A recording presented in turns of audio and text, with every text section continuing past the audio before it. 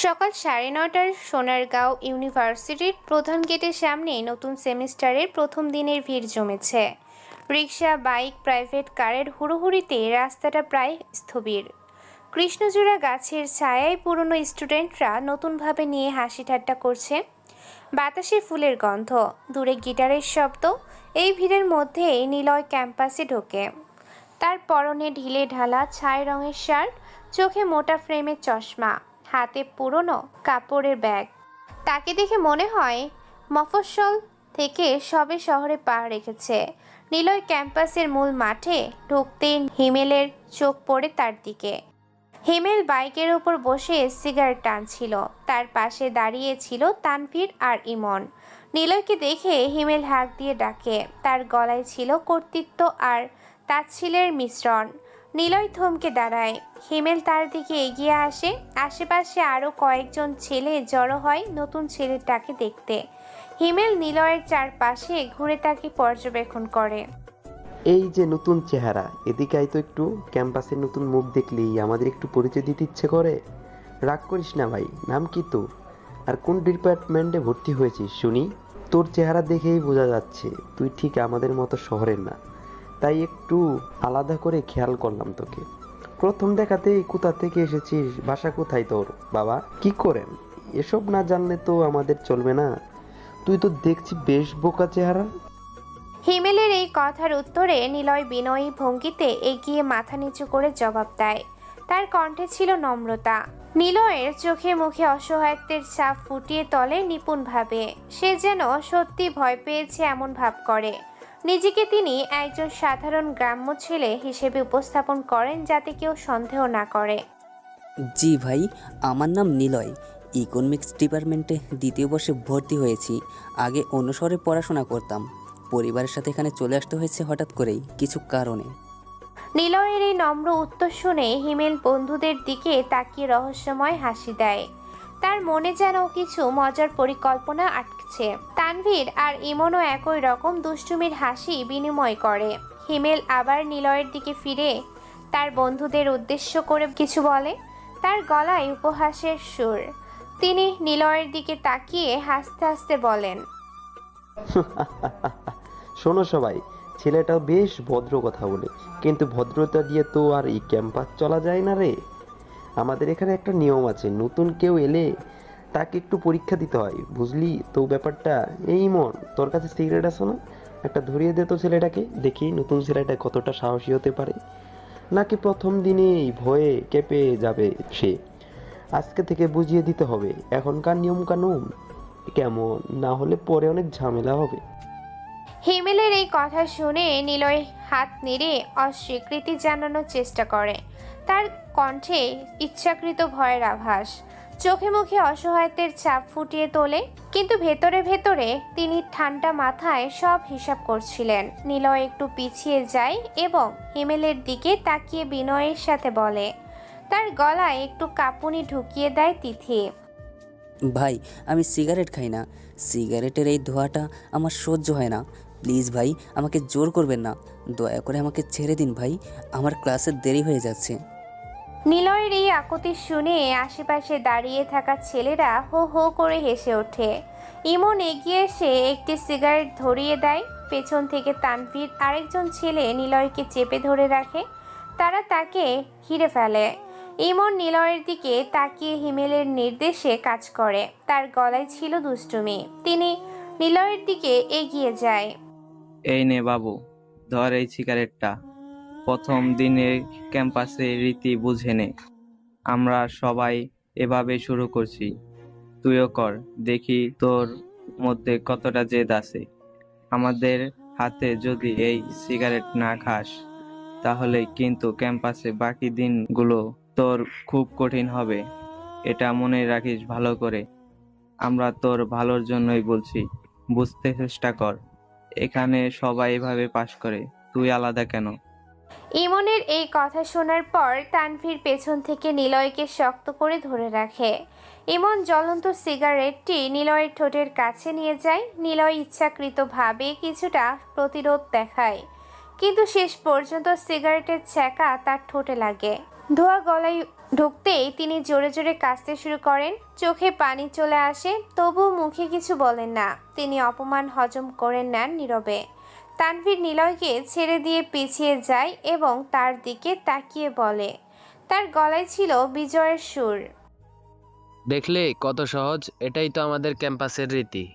তুই যদি এতটুকু সহ্য করতে পারিস তাহলে বাকি দিনগুলো মজা করে কাটাতে পারবি, কিন্তু যদি বাদরামি করিস তাহলে কিন্তু আরো কঠিন কিছু দেখতে হবে তোকে। আমাদের সাথে খারাপ ব্যবহার করলে কিন্তু ভালো হবে না তোর জন্য, মনে রাখিস এই কথাটা। আমরা সবাই তোর বন্ধু, কিন্তু নিয়ম তো নিয়মই, এটা মাথায় রাখিস। নিলয় কাস্তে কাস্তে মাথা নিচু করে দাঁড়িয়ে থাকে। ক্যাম্পাসের জন্য স্টুডেন্টরা দূর থেকে দৃশ্যটি দেখে হাসাহাসি করছে। কেউ এগিয়ে আসছে না সাহায্যের জন্য, যেন এটা এখানকার নিত্যদিনের চেনা দৃশ্য। শুধু দূরে দাঁড়িয়ে থাকা সুমন, একজন সহানুভূতিশীল ছেলে, মায়ের চোখে তাকিয়েছিল নিলয়ের দিকে, কিন্তু ভয়ে সে এগোয় না। হিমেল আবারও এগিয়ে এসে নিলয়ের কাঁধে হাত রাখে এবং তাকে উদ্দেশ্য করে সতর্কবাণী উচ্চারণ করে। তার গলায় ছিল কর্তৃত্ব। শোন নতুন ছেলে, আজকের মতো ছেড়ে দিলাম তোকে, কিন্তু মনে রাখিস এই ক্যাম্পাসে চলতে হলে আমাদের সাথে ভালো সম্পর্ক রাখতে হবে সবসময়।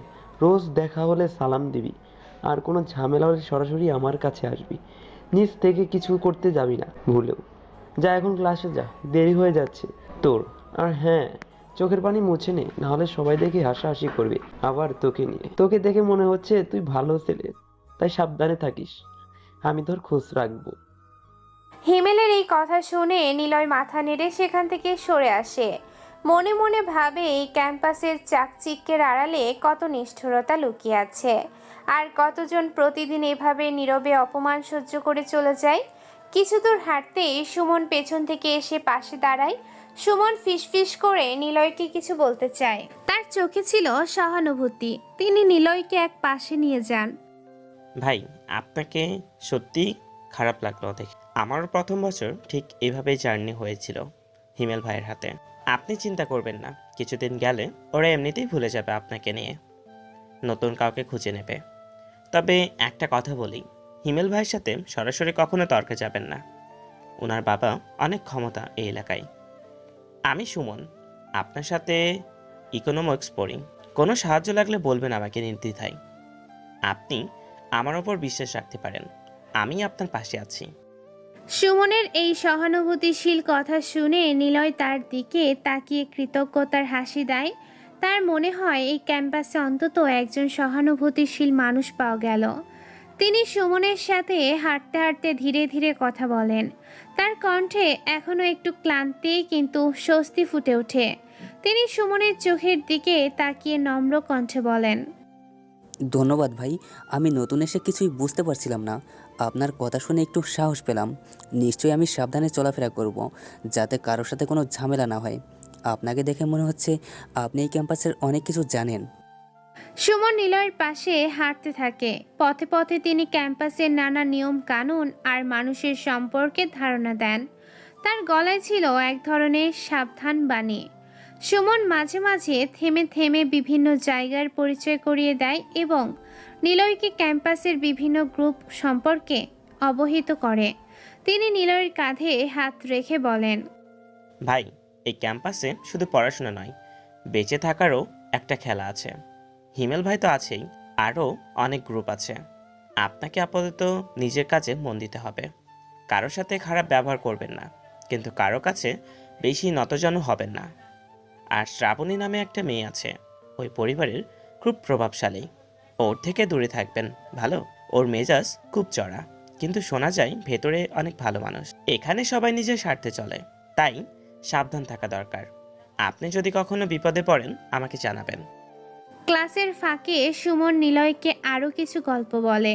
ক্যাম্পাসের নিয়ম কানুন আর কার সাথে কেমন আচরণ করতে হয় তা জানায়।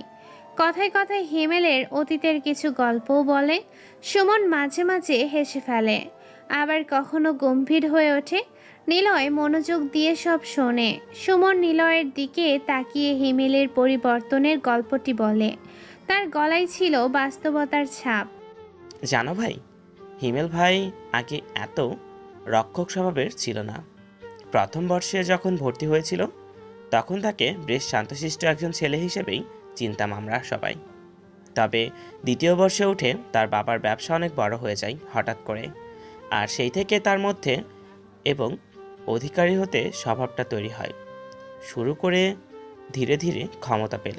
মানুষ কিভাবে বদলে যায়, এই ছেলেটা তার বড় উদাহরণ মনে হয় আমার কাছে। টাকা আর ক্ষমতা মানুষকে কোন পাগল করে দেয় দেখতে পাচ্ছেন। এখন ওর সাথে আগের মতো কথা বলা যায় না। সুমনের এই কথা শুনে নিলয় কিছুক্ষণ চুপ করে থেকে উত্তর দেয়। তার গলায় ছিল গাম্ভীর্য। তিনি সুমনের চোখের দিকে তাকিয়ে নিজের অভিজ্ঞতার কথা জানান। নিলয় বাস্তবতার ছাপ দিয়ে কথা বলেন, তার কণ্ঠে দর্শকের ছাপ। সত্যি ভাই, মানুষের চরিত্র বদলাতে বেশি সময় লাগে না, যখন ক্ষমতা বা অর্থ হঠাৎ আসে। আমার নিজের চোখে এমন অনেক বদলে যেতে দেখেছি। তবে আশা করি হিমেল ভাই একদিন বুঝতে পারবেন যে ক্ষমতা চেয়ে মানবতা বড়। মানুষ আসলে কি তা বোঝার জন্য অনেক সময় লাগে। আমি অনেক কিছু দেখেছি জীবনে, তাই বলছি সময় সব কিছু বদলে দেয়। বিকেলে ক্যাম্পাস থেকে বের হওয়ার সময় নিলয় আবার হিমেলের দলের সাথে দেখা পায়। তবে এবার তারা তাকে কিছু বলে না, শুধু দূর থেকে তাচ্ছিলের দৃষ্টিতে তাকিয়ে থাকে। নিলয় নিঃশব্দে হেঁটে চলে যায়। তার মনে তখন নানা চিন্তা। এই ক্যাম্পাসের প্রতিটি মানুষকে সে বুঝে নেওয়ার চেষ্টা করছে। তার মনে হয় এই ক্যাম্পাসে ঢোকার সঙ্গে সঙ্গেই নানা রহস্য তাকে ঘিরে ধরেছে। ইকোনমিক্স ডিপার্টমেন্টের ক্লাসরুমে ঢুকে নিলয় দেখে প্রায় সব সিট ভর্তি। শুধু জানালার ধারে একটা মেয়ের পাশে একটি সিট খালি। তিনি সেখানে বসতে মেয়েটি থমকে ওঠে। মেয়েটি হলো শ্রাবণী, ক্যাম্পাসের সবচেয়ে প্রভাবশালী পরিবারের মেয়ে। তার চোখে মুখে ছিল বিরক্তির ছাপ। তিনি নিলয়ের দিকে তাকিয়ে রেগে যান এবং তীব্র সুরে তাকে উদ্দেশ্য করে বলেন, তার গলায় ছিল তাচ্ছিল্য। এই ছেলে, তুমি আমার এত কাছে এসে বসেছো কেন? সামনে পেছনে এত সিট খালি থাকতে ঠিক আমার পাশে বসতে হলো তোমার? বুঝি না এটা কেমন বুদ্ধি। আমার সাথে বসতে হলে অন্তত একটু পরিষ্কার পরিচ্ছন্ন থাকতে শেখো। তোমাকে দেখেই তো মনে হচ্ছে তুমি গ্রামের কোনো অজকারা গা থেকে সোজা উঠে এখানে এসেছো। এক্ষুনি অন্য কোথাও গিয়ে বসো প্লিজ। তোমার সাথে বসতে আমার একদমই ভালো লাগছে না, বুঝেছো? আমি কারোর সাথে বসতে পছন্দ করি না, তুমি চলে যাও। তাচ্ছিল এই তীক্ষ্ণ কথায় নিলয় কিছুক্ষণ নিঃশব্দে তাকিয়ে থাকে। ভেতরে একটা অদ্ভুত অনুভূতি খেলা করে, তবে বাইরে বোকা চরিত্র বজায় রেখে নরম গলায় জবাব দেয়। তিনি জানালার বাইরে একটু তাকিয়ে আবারও শ্রাবণের দিকে ফিরে। নিলয়ের চোখে কোনো বিরক্তি নেই, বরং নম্রতা ফুটে ওঠে। তিনি শ্রাবণীকে আশ্বস্ত করার চেষ্টা করে। আপু, আমি আজই প্রথম এসেছি এই ক্যাম্পাসে, তাই বুঝতে পারিনি কোথায় বসা ঠিক হবে। আপনার অসুবিধা হয়ে থাকলে আমি সত্যি দুঃখিত। আশা করি সামনে আর কোনো অসুবিধা হবে না আপনার। আমি চলে যাচ্ছি, আপনি রাগ করবেন না। নিলয় উঠে পেছনের সারিতে বসে যায়। শ্রাবণীর অহংকারী কণ্ঠ তার কানে বাজতে থাকে। কিছুক্ষণ পর ক্লাসের দরজায় কড়া নাড়েন জাহিদ স্যার। সবাই সোজা হয়ে বসে যায়। জাহিদ স্যার সাহিত্যপ্রেমী মানুষ, তার চোখে চশমা, পরনে সাদা শার্ট। তিনি ক্লাসে ঢুকে সবাইকে শুভেচ্ছা জানান। তারপর ক্লাস শুরু হয়। জাহিদ স্যার আজকের বিষয় নিয়ে আলোচনা শুরু করেন। ক্লাস শেষে ক্যান্টিনে গিয়ে নিলয় একা বসে চা খাচ্ছিল। তখন সুমন আবার তার সাথে যোগ দেয়। দুজনে মিলে ক্যাম্পাসে নানা বিষয়ে গল্প করে। নিলয় খুব সাবধানে নিজের আসল পরিচয় লুকিয়ে সাধারণ ছেলের মতো আচরণ করে চলে। সুমন নিলয়কে ক্যাম্পাসের আরও খবর দেয়।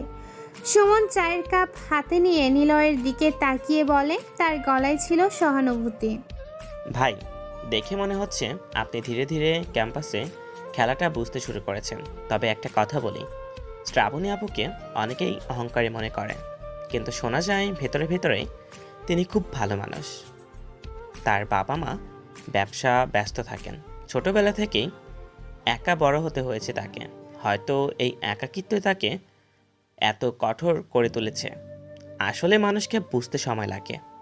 আপনিও ওনার ওপর রাগ করবেন না, উনি আসলে ভেতরে ভালো। সুমনের এই কথা শুনে নিলয় মাথা নেড়ে সম্মতি জানায়। তার গলায় ছিল চিন্তাশীলতা। তিনি সুমনের চোখের দিকে তাকিয়ে নিজের মত প্রকাশ করেন। নিলয় শ্রাবণীর সম্পর্কে তার নতুন ধারণা জানায়। তার কণ্ঠে ছিল দার্শনিকতার ছাপ। সেটা হয়তো ঠিকই বলেছেন ভাই। প্রত্যেক মানুষেরই নিজের মতো করে বেড়ে ওঠার গল্প আছে। আমরা বাইরে থেকে যা দেখি তা সবসময় পুরো সত্যি হয় না। সময় দিলে হয়তো আমরা সবাইকে সঠিকভাবে চিনতে পারি। শ্রাবণী আপু হয়তো ভেতরে অন্যরকম, মানুষকে বুঝতে সময় লাগে। বিকেলে ক্লাস শেষে বাসায় ফিরে নিলয় সোজা নিজের রুমে যায়। শহরের এক প্রান্তে পুরনো দোতলা বাড়ি। রাহাত তার সাথে থাকে। ছোটবেলা থেকে সুখে দুঃখে সব সময় পাশে আছে সে। রাহাত দরজায় নক করে ভেতরে ঢোকে। তার মুখে ছিল উদ্বেগ। তিনি নিলয়ের ঠোঁটের দিকে তাকিয়ে চিন্তিত হন এবং নিলয়কে উদ্দেশ্য করে জিজ্ঞাসা করেন। তার গলায় ছিল আন্তরিকতা। ভাই, আজকে ক্যাম্পাসে প্রথম দিন কেমন গেল আপনার? কোনো সমস্যা হয়নি তো কারোর সাথে? আপনার মুখ দেখে তো মনে হচ্ছে কিছু একটা হয়েছে আজকে ওখানে। বলুন না ভাই, আমাকে সব খুলে বলবেন সব সময়। লুকিয়ে রাখলে আমি চিন্তায় থাকি সারাক্ষণ। আপনার শরীরে কি কোনো আঘাত লেগেছে? দেখান তো একটু আমাকে ভালো করে। ঠোঁটে কি হয়েছে? এটা মনে হচ্ছে কিছু একটা হয়েছে। আমি খুব চিন্তিত আপনার জন্য। রাহাতের এই প্রশ্নের উত্তরে নিলয় ক্লান্ত গলায় হালকা হেসে জবাব দেয়। তিনি রাহাতের চোখের দিকে তাকিয়ে আশ্বস্ত করার চেষ্টা করেন। নিলয় ক্যাম্পাসের প্রথম দিনের অভিজ্ঞতা সংক্ষেপে জানায়। তার গলায় কোনো বিরক্তি নেই। তিনি রাহাতের কাঁধে হাত রেখে বলেন, তেমন কিছু না রাহাত, একটু একটু র্যাগিং হয়েছে। এটা তো নতুনদের সাথে হয়ে থাকে সব ক্যাম্পাসেই। এসব নিয়ে আমার কোনো মাথা ব্যথা নেই। বরং আমি ক্যাম্পাসের ভেতরের পরিবেশটা বোঝার চেষ্টা করছি। কে কেমন প্রভাব খাটায়, কার সাথে কার সম্পর্ক কেমন, এসব জানাটা আমার জন্য জরুরি। আজ রাতে আমাকে শহরের অন্য প্রান্তে যেতে হবে একটা কাজে। তুই বাইকটা রেডি রাখিস, সন্ধ্যার মধ্যেই। সাইলেন্ট কিলার আজ আবার বের হবে অন্ধকারে। একটা খবর পেয়েছি বন্দর এলাকা নিয়ে। নিলয়ের এই কথা শুনে রাহাত কিছু বলতে গিয়ে থেমে যায়। জানে নিলয়কে আটকানো যাবে না, তবু একটি চিন্তিত গলায় জিজ্ঞেস করে। তার চোখে মুখে স্পষ্ট উদ্বেগ। রাহাত নিলয়ের হাত ধরে একটু থামায় এবং নিজের ভয়ের কথা জানায়। তার গলায় ছিল আন্তরিকতা। তিনি নিলয়ের চোখের দিকে তাকিয়ে উদ্বিগ্ন কণ্ঠে বলেন, ভাই, আজকাল একটার পর একটা খবর আসছে শহরে বিভিন্ন প্রান্ত থেকে। মনে হচ্ছে অপরাধের একটা নতুন জাল ছড়িয়ে পড়েছে চারদিকে। আপনি একা এত জায়গায় সামলাতে পারবেন তো? আমার খুব ভয় লাগে মাঝে মাঝে। যদি কোনো দিন এমন কোনো ফাঁদে পড়ে যান, সেখান থেকে বের হওয়া কঠিন হয়ে যায়। আপনি কি চান আমিও সাথে থাকি আপনার? আজ রাতে দূর থেকে অন্তত পাহারা দিতে পারি। আমার খুব ইচ্ছা করছে আপনার পাশে থাকার। আমি আপনার জন্য খুবই চিন্তিত। রাহাতের এই অনুরোধ শুনে নিলয় তাকে আশ্বস্ত করার সুরে জবাব দেয়। তিনি রাহাতের কাঁধে হাত রেখে তার চোখের দিকে তাকিয়ে ধীর কণ্ঠে বলেন। নিলয় নিজের সিদ্ধান্তের কথা জানায়। তার গলায় ছিল আত্মবিশ্বাস। তিনি রাহাতকে বুঝিয়ে বলেন, না রাহাত, তোর এখানে থাকাটাই বেশি জরুরি। বাসার নিরাপত্তা আর আমার সব তথ্য সংরক্ষণের দায়িত্ব তোর হাতেই থাকা উচিত। আমি একাই যথেষ্ট এসব সামলানোর জন্য। তুই তো জানিস আমি একা থাকতে অভ্যস্ত। আমার কোনো ক্ষতি হবে না, তুই চিন্তা করিস না। তুই আমার জন্য দোয়া করিস। রাহাত রান্নাঘর থেকে খাবার নিয়ে আসে নিলয়ের জন্য। খেতে খেতে দুজনে আরও কিছুক্ষণ কথা বলে। রাহাত তার শৈশবের কিছু স্মৃতি মনে করিয়ে দেয় নিলয়কে, যখন তারা দুজনে একসাথে বড় হয়েছিল এই শহরের এক প্রান্তে। রাহাতের চোখে তখন আবেগ। তিনি নিলয়ের দিকে তাকিয়ে পুরনো দিনের কথা বলেন। তার গলায় ছিল আবেগ। ভাই, মনে আছে ছোটবেলায় আমরা দুজন কিভাবে একসাথে রাস্তায় রাস্তায় ঘুরে বেড়াতাম? তখন কে জানতো আপনি একদিন এই শহরের সবচেয়ে বড় রহস্যময় মানুষ হয়ে উঠবেন। আপনার সেই কঠিন দিনগুলোর কথা মনে পড়লে এখনও বুকটা ভারী হয়ে আসে আমার। তবে আজ আপনাকে এভাবে মানুষের জন্য লড়াই করতে দেখে গর্ব হয়, সত্যি বলছি। যদিও ভয়ও লাগে। সমান্তলে আপনার জন্য প্রতিদিন দোয়া করি আপনি যেন ভালো থাকেন। রাহাতের এই আবেগপূর্ণ কথা শুনে নিলয় একটু নরম গলায় জবাব দেয়। তার চোখে অতীতের একটা ছায়া ভেসে ওঠে মুহূর্তের জন্য। তিনি রাহাতের দিকে তাকিয়ে নিজের জীবন দর্শনের কথা বলেন। নিলয়ের গলায় ছিল ধীরতা।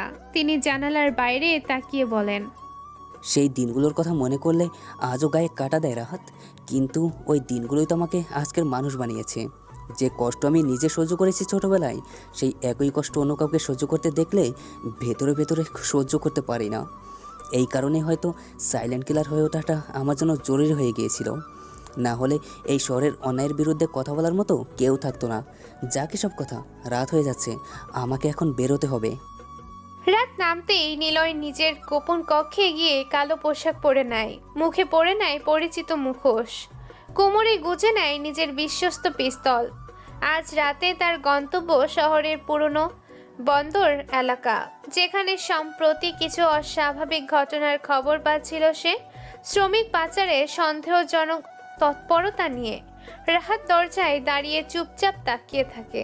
তার চোখে উদ্বেগ, কিন্তু মুখে কোনো কথা নেই। বাইকে উঠে বসার আগে নিলয় কয়েক মুহূর্ত থমকে দাঁড়ায়। তার মনে ভেসে ওঠে সেই পুরনো স্মৃতি, যখন সে নিজেও এমনই এক অন্ধকার রাতে পাথর ধারে পড়েছিল একা, সহায় সম্বলহীন। বয়স তখন মাত্র 12। তার বাবা মা এক দুর্ঘটনায় হারিয়ে গিয়েছিলেন সে রাতে, আর তাকে বাঁচিয়েছিল এই শহরেরই এক অচেনা বৃদ্ধ মানুষ, যিনি নিজের সামান্য সামর্থ্য দিয়ে তাকে বড় করে তুলেছিলেন কয়েক বছর। সেই বৃদ্ধ একদিন এক অন্যায়ের শিকার হয়ে চিরদিনের জন্য হারিয়ে যান, আর সেদিন থেকেই নিলয়ের মনে জন্ম নেয় এক প্রতিজ্ঞা। এই শহরের অন্যায়ের বিরুদ্ধে সে দাঁড়াবে, যতদিন তার শরীরে প্রাণ থাকবে ততদিন। এই স্মৃতিগুলো মনে পড়লেই তার ভেতরে একটা নতুন শক্তি জেগে ওঠে। আজ রাতেও তার ব্যতিক্রম হয় না। রাতের অন্ধকারে বাইক ছুটে চলেছে শহরের পুরনো বন্দর এলাকার দিকে। রাস্তার দুপাশের গাছগুলো যেন কালো দানবের মতো দাঁড়িয়ে আছে। মাঝে মাঝে রাস্তার পাশে জ্বলা নিভা ল্যাম্পপোস্টগুলো আলো ফেলছে।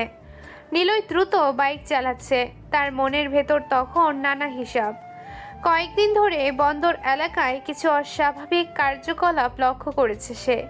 রাহাতের সোর্সদের কাছ থেকে পাওয়া তথ্য তাকে এই পথে এনেছে।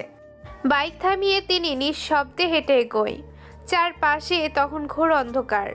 বন্দর এলাকায় পৌঁছাতে প্রায় আধ ঘন্টা সময় লাগে। সমুদ্রের নোনা বাতাস তার মুখে লাগছে।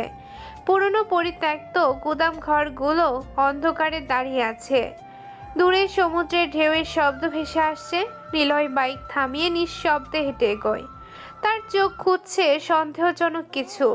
হঠাৎ একটি গুদাম ঘর থেকে হালকা আলো আর মানুষের কথার শব্দ ভেসে আসে। নিলয় সাবধানে এগিয়ে জানালার ফাঁক দিয়ে উঁকি দেয়। তার চোখে পড়ে ভেতরের নৃশংস দৃশ্য। ভোরের কয়েকজন শ্রমিক শ্রেণীর মানুষকে জোর করে আটকে রাখা হয়েছে। তাদের মধ্যে কয়েকজন কিশোর বয়সী ছেলেও আছে।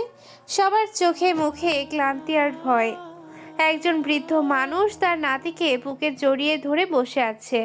নেতৃত্ব দিচ্ছে সোহাগ নামের এক যুবক। তার পাশে আরও 4 জন সাগরেদ অস্ত্র হাতে দাঁড়িয়ে আছে। নিলয় তাদের কথোপকথন শুনতে পায়। সোহাগ এক আটক শ্রমিকের দিকে তাকিয়ে হুমকির সুরে বলছে। তার গলায় ছিল নিষ্ঠুরতা। শোন বেটা, তোরা সবাই এখান থেকে সীমান্ত পার হয়ে বিদেশে যাবি কাজের জন্য। এটাই তো তোদের স্বপ্ন ছিল, তাই না? সেই কবে থেকে? কিন্তু আগে বল, তোদের পরিবার থেকে যে টাকাটা নেওয়ার কথা ছিল সেটা কি পুরোপুরি জমা হয়েছে এখনো পর্যন্ত? যদি বাকি থাকে তাহলে এখান থেকে এক পাও নড়তে পারবি না তোরা কেউ। আমার কথার বাইরে গেলে কিন্তু পরিমাণ ভালো হবে না তোদের জন্য। এটা মাথায় রাখিস সব সময় ভালো করে। এ ব্যবসায় অনেক বড় বড় লোক জড়িত, তোরা শুধু ছোট মাছ মাত্র এখানে, বুঝতে পারছিস? সোহাগের এই হুমকি শুনে আটক শ্রমিকদের মধ্যে আতঙ্ক ছড়িয়ে পড়ে। একজন যুবক উঠে দাঁড়াতে চায়, কিন্তু পেছন থেকে এক সাগরে তাকে লাঠি দিয়ে আঘাত করে বসিয়ে দেয়। বৃদ্ধ মানুষটি কাপা গলায় সোহাগের কাছে অনুরোধ করে। তার চোখে জল, কণ্ঠ অসহায়ত্ব। তিনি নাতির মাথায় হাত বুলিয়ে সোহাগের দিকে তাকিয়ে বিনয়ী কণ্ঠে বলেন। তার গলায় ছিল কাতরতা। বাবা, আমার পরিবার তো ইতিমধ্যেই সব টাকা জমা দিয়েছে আপনার লোকদের কাছে। আপনি একটু খোঁজ নিয়ে দেখুন প্লিজ আমার কথাটা। আমরা কয়েকদিন থেকে এই অন্ধকার গুদামে বন্ধ হয়ে আছি। না ঠিক মতো খেতে পারছি, না ঠিক মতো ঘুমাতে পারছি। আমার সাথে আমার ছোট নাতিও আছে এইখানে। দয়া করে অন্তত ছেড়ে দিন এইবারের মতো। আমরা তো একটা ভালো জীবনের আশায় এসেছিলাম আপনাদের কাছে, এভাবে কষ্ট পাওয়ার জন্য তো আসেনি বাবা। দয়া করো আমাদের উপর, আল্লাহর নাম নিয়ে বলছি। আমার নাতিটা খুব ছোট। বৃদ্ধের এই আকুতি শুনে সোহাগ রাগে ফেটে পড়ে। তার চোখে ক্রোধের আগুন জ্বলে ওঠে। তিনি এগিয়ে এসে বৃদ্ধের গালে সজোরে চড় বসিয়ে দেন। বৃদ্ধ মানুষটা মাটিতে পড়ে যায়। তার নাতি চিৎকার করে ওঠে। সোহাগ হাসতে হাসতে পিছিয়ে যায়, আর সাগরেদরাও হাসতে থাকে। সোহাগ আবার বৃদ্ধের দিকে তাকিয়ে রাগান্বিত কণ্ঠে বলে, তার গলায় ছিল বিদ্বেষ। বেশি পেশাল পারিস না বুড়ো। তোদের মতো লোকদের সাথে দয়া দেখানোর সময় আমার একদমই নেই। তোরা টাকা দিয়েছিস কি না সেটা আমার লোকজন জানাবে আমাকে সময় মতো। ততক্ষণ চুপচাপ বসে থাক এখানে চুপ করে। আর একটা কথাও যদি বলিস তাহলে তোর নাতিকে সবার আগে বিক্রি করে দেব আমি অন্য চক্রের কাছে। ভালোই ভালোই বলছি, মুখ বন্ধ রাখ এখন থেকে, না হলে ভুগবি তুই আর তোর পরিবার। বুঝেছিস কথাটা? আমার দজ্জু ফুরিয়ে আসছে। এই দৃশ্য দেখে নিলয়ের রক্ত টকবক করে ফুটে ওঠে। তার মুঠি শক্ত হয়ে যায়। আর অপেক্ষা না করে তিনি দরজার দিকে এগিয়ে যায়। এক লাথিতে দরজা ভেঙে ভেতরে ঢুকে পড়েন। সোহাগ আর তার সাগরেরা আচমকা এই আগমনে হকচকিয়ে যায়। সবাই চমকে উঠে দাঁড়ায় নিলয়ের দিকে তাকিয়ে। নিলয় দরজার কাছে দাঁড়িয়ে তাদের দিকে তাকায়। সোহাগ ভয় পেয়ে পিছিয়ে যায় এবং নিলয়কে উদ্দেশ্য করে চিৎকার করে। তার গলার ছিল আতঙ্ক। কে রে তুই? এভাবে দরজা ভেঙে ঢুকে পড়ার সাহস কোথা থেকে পেলি এত রাতে? জানিস আমাদের পেছনে কত বড় বড় লোক আছে এই শহরে? তুই একলা এসে আমাদের কিছু করতে পারবি না। এখনই চলে যা এখান থেকে চুপচাপ, না হলে তোকেও এদের সাথে বেঁধে ফেলে দেব সমুদ্রের পানিতে আজ রাতেই। বেশি বীরত্ব দেখাতে আসিস না আমাদের সামনে। দেখিস না আমরা কজন? তোর জীবন শেষ করতে পারি এখনই। সোহাগের এই হুমকির উত্তরে নিলয় এক পা এগিয়ে গিয়ে ঠান্ডা গলায় জবাব দেয়। তার মুখোশের আড়ালে চোখ জলজল করছে ক্রোধে। গোটা গুদাম ঘরে একটা থমথমে পরিবেশ তৈরি হয়। আটক শ্রমিকরা আসার আলো দেখে নিলয়ের দিকে তাকায়। নিলয়ের কণ্ঠে কোনো ভয় নেই। তিনি সোহাগের চোখের দিকে তাকিয়ে ধীর কণ্ঠে বলেন, তার গলায় ছিল কঠোরতা। মানুষ পাচার করে খাওয়া তোদের মতো নরপশুদের সাথে কথা বলার কোনো ইচ্ছে নেই আমার। এই বৃদ্ধ মানুষটা আর তার নাতিকে যেভাবে হুমকি দিচ্ছিলি সেটা আমি নিজের কানে শুনেছি বাইরে দাঁড়িয়ে। এই শহরে তোদের পেছনে যত বড় লোকই থাকুক না কেন, এই গুদামঘর থেকে তোদের কেউ জীবিত বের করতে পারবে না যদি এই মানুষগুলোর কোনো ক্ষতি হয় আজ। নিলয়ের এই ধীর কথার জবাবে সোহাগ হেসে ওঠে। তিনি তার সাগরেদদের ইশারা করেন। তার চারজন সাগরেদ ছুরি, রড আর চেইন নিয়ে নিলয়ের দিকে তেড়ে আসে। নিলয় চমৎকার দক্ষতায় তাদের মোকাবিলা করে। প্রথমজন ছুরি নিয়ে এগোতেই তিনি তার হাত মুচড়ে ধরে মাটিতে ফেলে দেন। দ্বিতীয়জনের রডটা কেড়ে নিয়ে তার মাথায় আঘাত করে অজ্ঞান করে ফেলেন। তৃতীয়জন চেন দিয়ে ঘেরাও করতে গেলে নিলয় ঝাঁপ দিয়ে এড়িয়ে যায় এবং তাকে ধাক্কা দিয়ে দেয়ালে ঠেলে দেয়। চতুর্থজন ভয়ে পিছু হাঁটে। নিলয় তাদের দিকে এগিয়ে যায় এবং বাকিদের উদ্দেশ্য করে বলেন, তার গলায় ছিল আত্মবিশ্বাস। আর কেউ আসতে চাস? আমার কাছে এসব অস্ত্র খেলনা মাত্র। তোদের বসকে ডাক, দেখি সে কি করতে পারে। আমি একা হলেও তোদের চেয়ে শক্তিশালী। এখনও সময় আছে পিছু হটার, না হলে তোদের সবাইকে শেষ করে দিব। নিলয়ের কথা শুনে চতুর্থ সাগরেদ সাহস জোগাড় করে লাঠি নিয়ে আবারও তেড়ে আসে। নিলয় এক লাঠিতে তার হাত থেকে লাঠি ছিটকে দেয় এবং ঘুষি মেরে তাকে অজ্ঞান করে দেয়। সোহাগ এবার নিজের পিস্তল বের করে গুলি ছোড়ার চেষ্টা করে, কিন্তু নিলয় আগেই টের পেয়ে যায় এবং দ্রুত মাটিতে গড়িয়ে পড়ে। তারপর নিখুঁতভাবে গুলি চালায় সোহাগের হাতে। পিস্তলটা ছিটকে পড়ে যায়। ব্যথায় চিৎকার করে ওঠে সোহাগ। নিলয় দাঁড়িয়ে সোহাগের দিকে তাকায়। সোহাগ মাটিতে বসে পড়ে, আর্তনাদ করে। তার গলায় ছিল কষ্ট। আহ, আমার হাত! তুই আমার হাতে গুলি করলি? বাপ রে, রক্ত বের হচ্ছে। আমি মারা যাব। ভাই, আমাকে মাফ করে দেন এবারের মতো। আমি শুধু উপরের নির্দেশে কাজ করছিলাম এতদিন। আমার নিজের কোনো ইচ্ছা ছিল না এসব করার জন্য। সত্যি বলছি, টাকার লোভে জড়িয়ে গিয়েছিলাম এই চক্রে অনেক আগে থেকেই। আপনি যা বলবেন তাই করব এখন থেকে। শুধু আমাকে বাঁচিয়ে দিন এবারের মতো। এই একবারের জন্য আমি এই ব্যবসা চিরদিনের জন্য ছেড়ে দেব। কথা দিচ্ছি আপনাকে, সত্যি বলছি, এবার আর কোনোদিনও এই পথে আসবো না।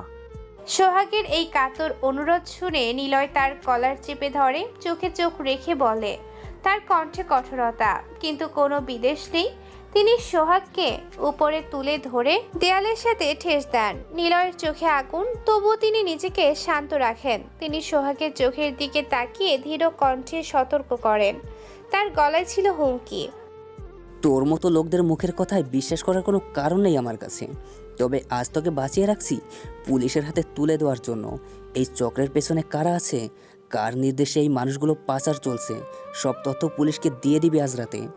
যদি আবারও এই কাজে ফিরে আসিস কোনো দিন, তাহলে সেদিনই তোর শেষ দিন হবে। এটা মনে রাখিস সব সময়। ভুলে যাস না, সাইলেন্ট কিলারের নাম। আমি সব জায়গায় চোখ রাখি। নিলয় সোহাগকে ছেড়ে দিয়ে আটক শ্রমিকদের মুক্ত করে দেয় একে একে। তাদের হাতের বাঁধন খুলে দেয় নিজের হাতে। বৃদ্ধ মানুষটা কৃতজ্ঞতায় হাত জোড় করে তার সামনে দাঁড়ায়। চোখে তার পানি, গলায় আবেগ। তার নাতি নিলয়ের পায়ে ধরা দেয়। নিলয় তাদের তুলে দেন। বৃদ্ধ মানুষ নিলয়ের দিকে তাকিয়ে কাঁপা কণ্ঠে বলেন, তার গলায় ছিল কৃতজ্ঞতা। বাবা, তুমি আজ আমার নাতির জীবন বাঁচিয়ে দিলে। এই ঋণ আমি কোনোদিন শোধ করতে পারবো না তোমার কাছে। আল্লাহ তোমার ভালো করুক বাবা। তোমার মতন মানুষ এই শহরে কম আছে সত্যি বলতে।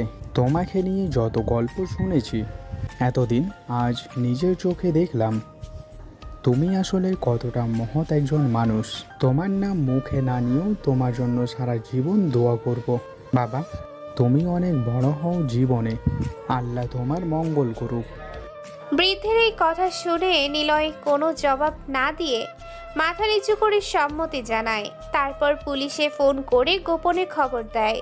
কিছুক্ষণ পর পুলিশের গাড়ির সাইরেন শোনা যায় দূর থেকে। নিলয় অন্ধকারে মিলিয়ে যায় নিঃশব্দে। তিনি জানেন তার কাজ শেষ।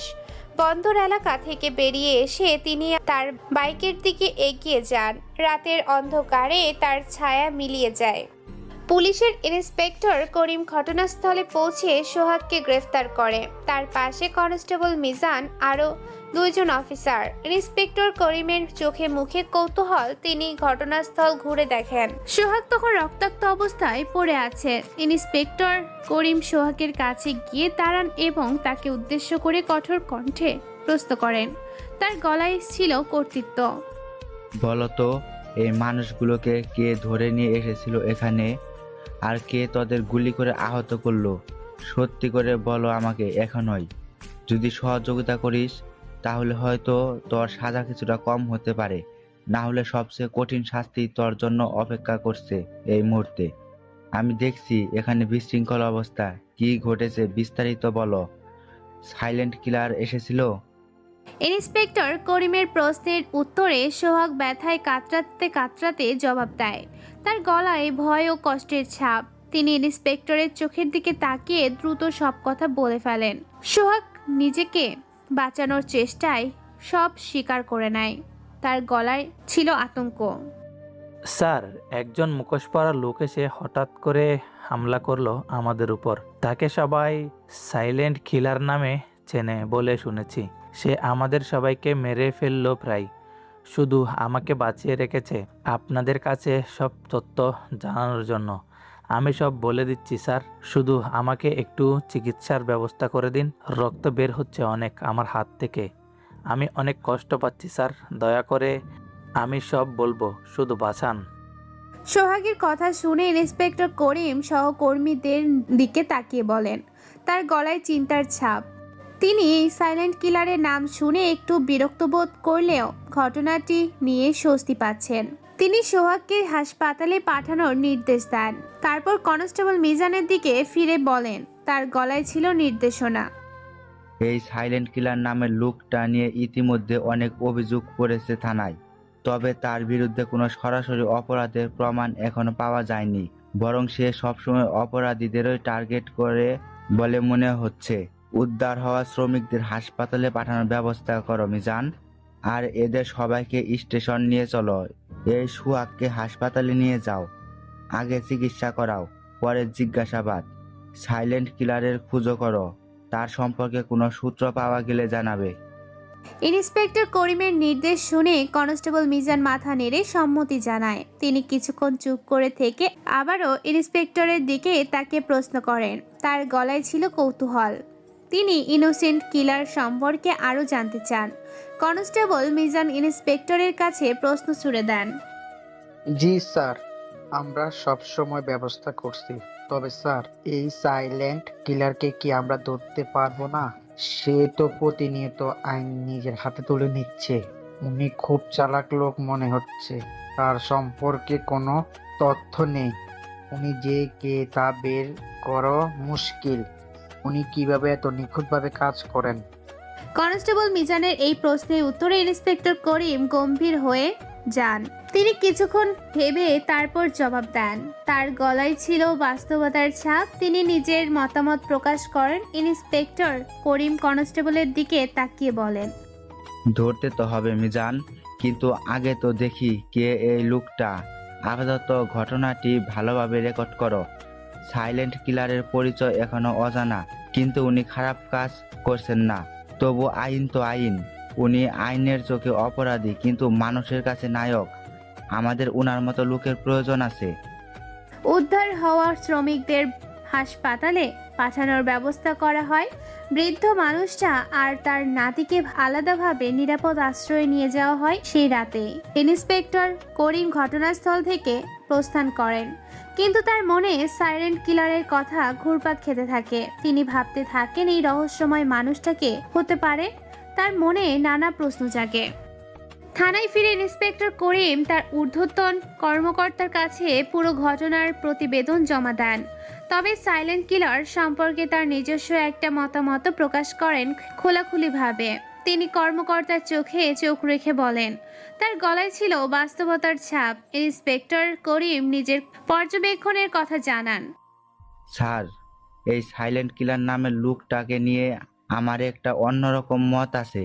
আমরা তাকে আইনত অপরাধী হিসেবে গণ্য করলেও বাস্তবে দেখা যাচ্ছে সে সবসময় অসহায় মানুষের পক্ষে দাঁড়ায়, আর সমাজে সবচেয়ে ভয়ঙ্কর অপরাধীদেরই টার্গেট করে।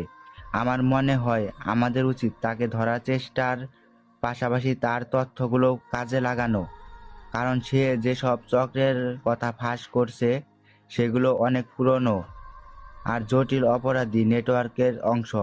হয়তো সে ভালো কাজ করছে, কিন্তু আইনের চোখে এটা ঠিক না। ইন্সপেক্টর করিমের কথা শুনে ঊর্ধ্বতন কর্মকর্তা কিছুক্ষণ চুপ করে থাকেন। তারপর তিনি গম্ভীর কণ্ঠে জবাব দেন। তার গলায় ছিল আইনের কঠোরতা। তিনি করিমের দিকে তাকিয়ে নিজের অবস্থান স্পষ্ট করেন। ঊর্ধ্বতন কর্মকর্তা তার মতামত জানান। আপনার কথায় যুক্তি আছে কমিশনার সাহেব, তবে আইন তো আইনের নিজস্ব পথেই চলবে।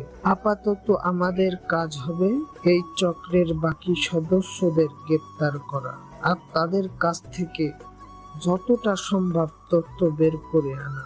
সাইলেন্ট কিলারকে নিয়ে সিদ্ধান্ত পরে নেওয়া যাবে। আপাতত এই মামলাটা সঠিকভাবে সমাধান করাই আমাদের অগ্রাধিকার হওয়া উচিত। তবে হ্যাঁ, এই সাইলেন্ট কিলারের কাজগুলো পর্যবেক্ষণে রাখবেন। বাসায় ফিরে ক্লান্ত শরীরে বিছানায় গা এলিয়ে দেয় নিলয়। রাহাত পাশে বসে তার ক্ষতস্থানে ওষুধ লাগিয়ে দিতে দিতে জিজ্ঞেস করে। তার গলায় চিন্তা, কিন্তু নিলয়ের প্রতি অগাধ বিশ্বাসও আছে। রাহাত নিলয়ের হাত ধরে ওষুধ লাগায় এবং তার দিকে তাকিয়ে উদ্বিগ্ন কণ্ঠে বলে। তার গলায় ছিল আন্তরিকতা। ভাই, আজকে কেমন গেল অভিযান? শুনলাম মানুষ পাচারের একটা বড় চক্র ধরা পড়েছে বন্দর এলাকা সন্ধ্যার পর থেকে। আপনি ঠিক আছেন তো? কোথাও বেশি আঘাত পাননি তো শরীরে? আমি সব সময় ভয়ে থাকি আপনাকে নিয়ে। একা একা এভাবে বিপদের মধ্যে যাওয়াটা আমার একদম পছন্দ না, জানেনই তো। হাতে এটা কি হয়েছে? একটু দেখি তো ভালো করে। আপনার বুকে কালশিটে পড়েছে মনে হচ্ছে।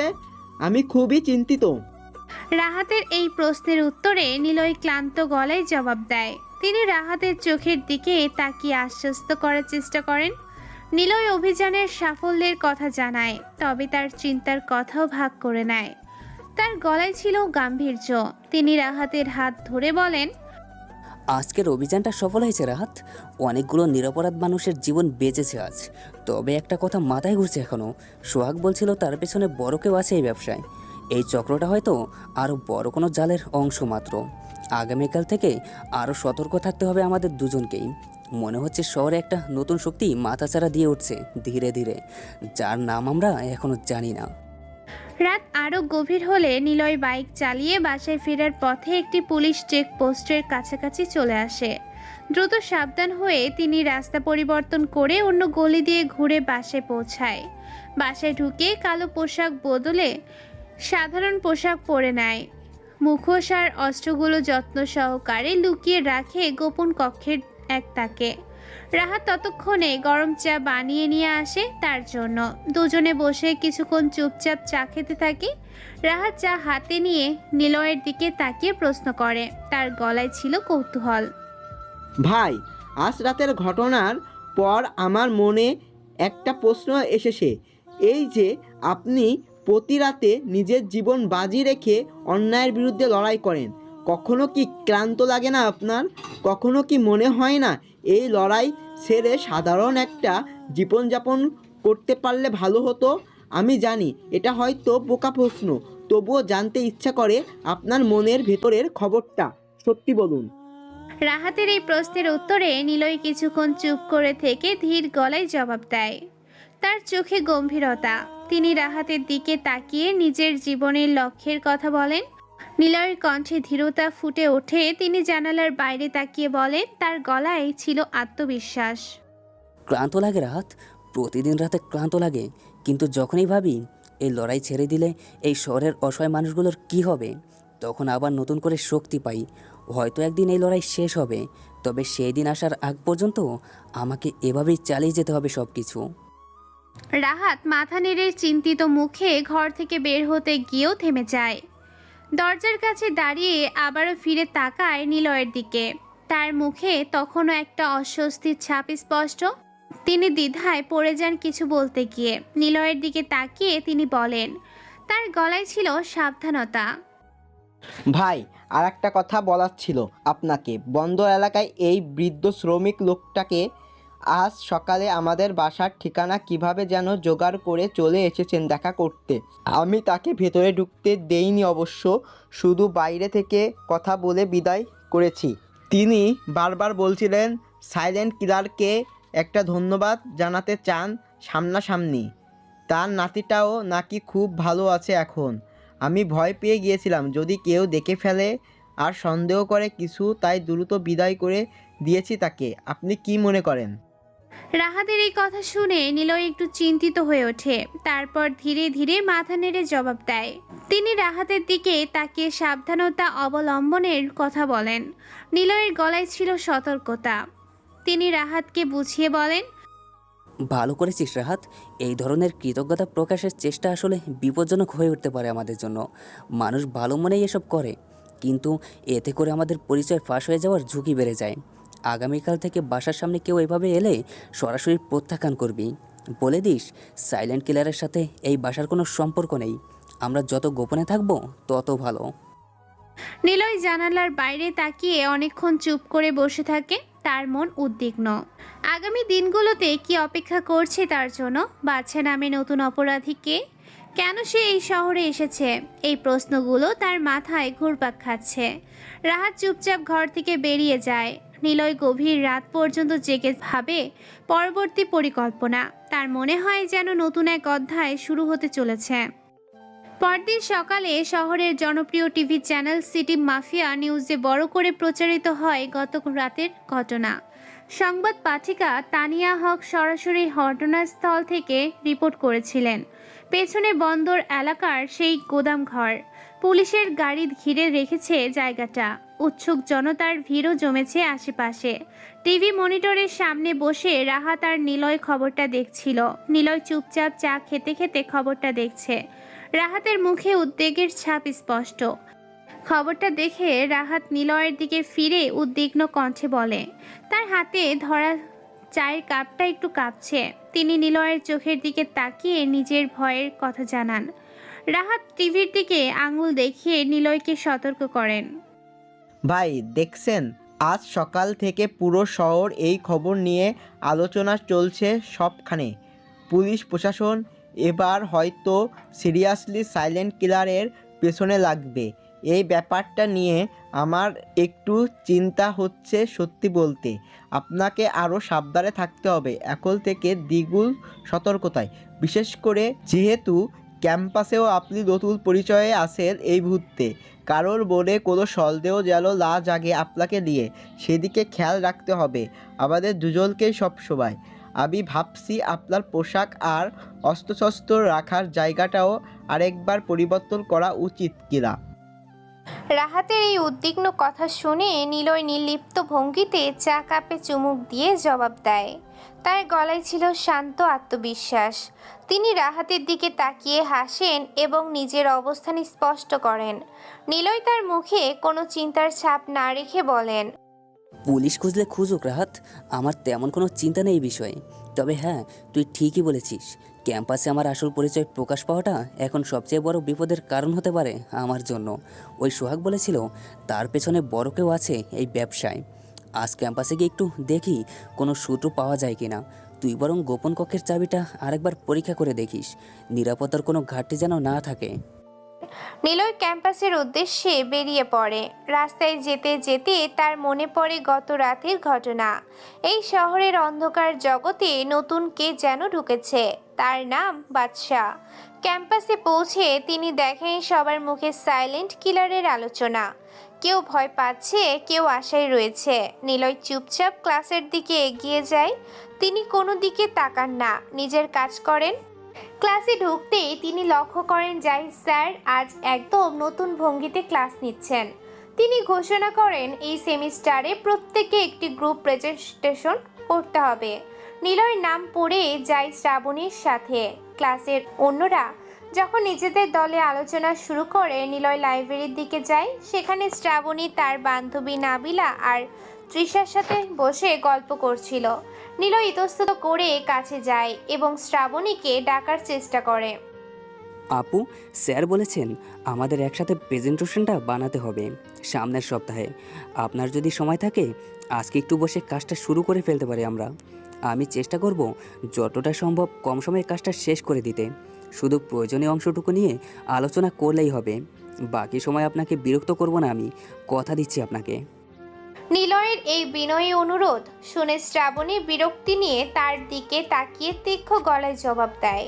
তার বান্ধবীরাও মুখ টিপে হাসতে থাকে পাশ থেকে। শ্রাবণী নিলয়ের দিকে তাকিয়ে চোখ পাকায় এবং নিজের অহংকারী স্বভাব প্রকাশ করে। তিনি নিলয়কে তাচ্ছিলের সাথে দেখেন।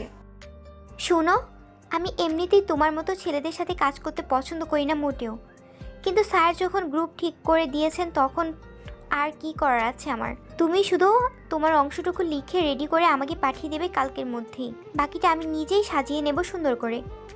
প্রেজেন্টেশনের দিন তুমি চুপচাপ পেছনে দাঁড়িয়ে থাকবে, আমি একাই সব উপস্থাপন করব সামনে গিয়ে। কোনো প্রশ্ন থাকলে এখনই বলো, পরে যেন আবার কথা বাড়াতে না হয় আমাকে তোমার সাথে।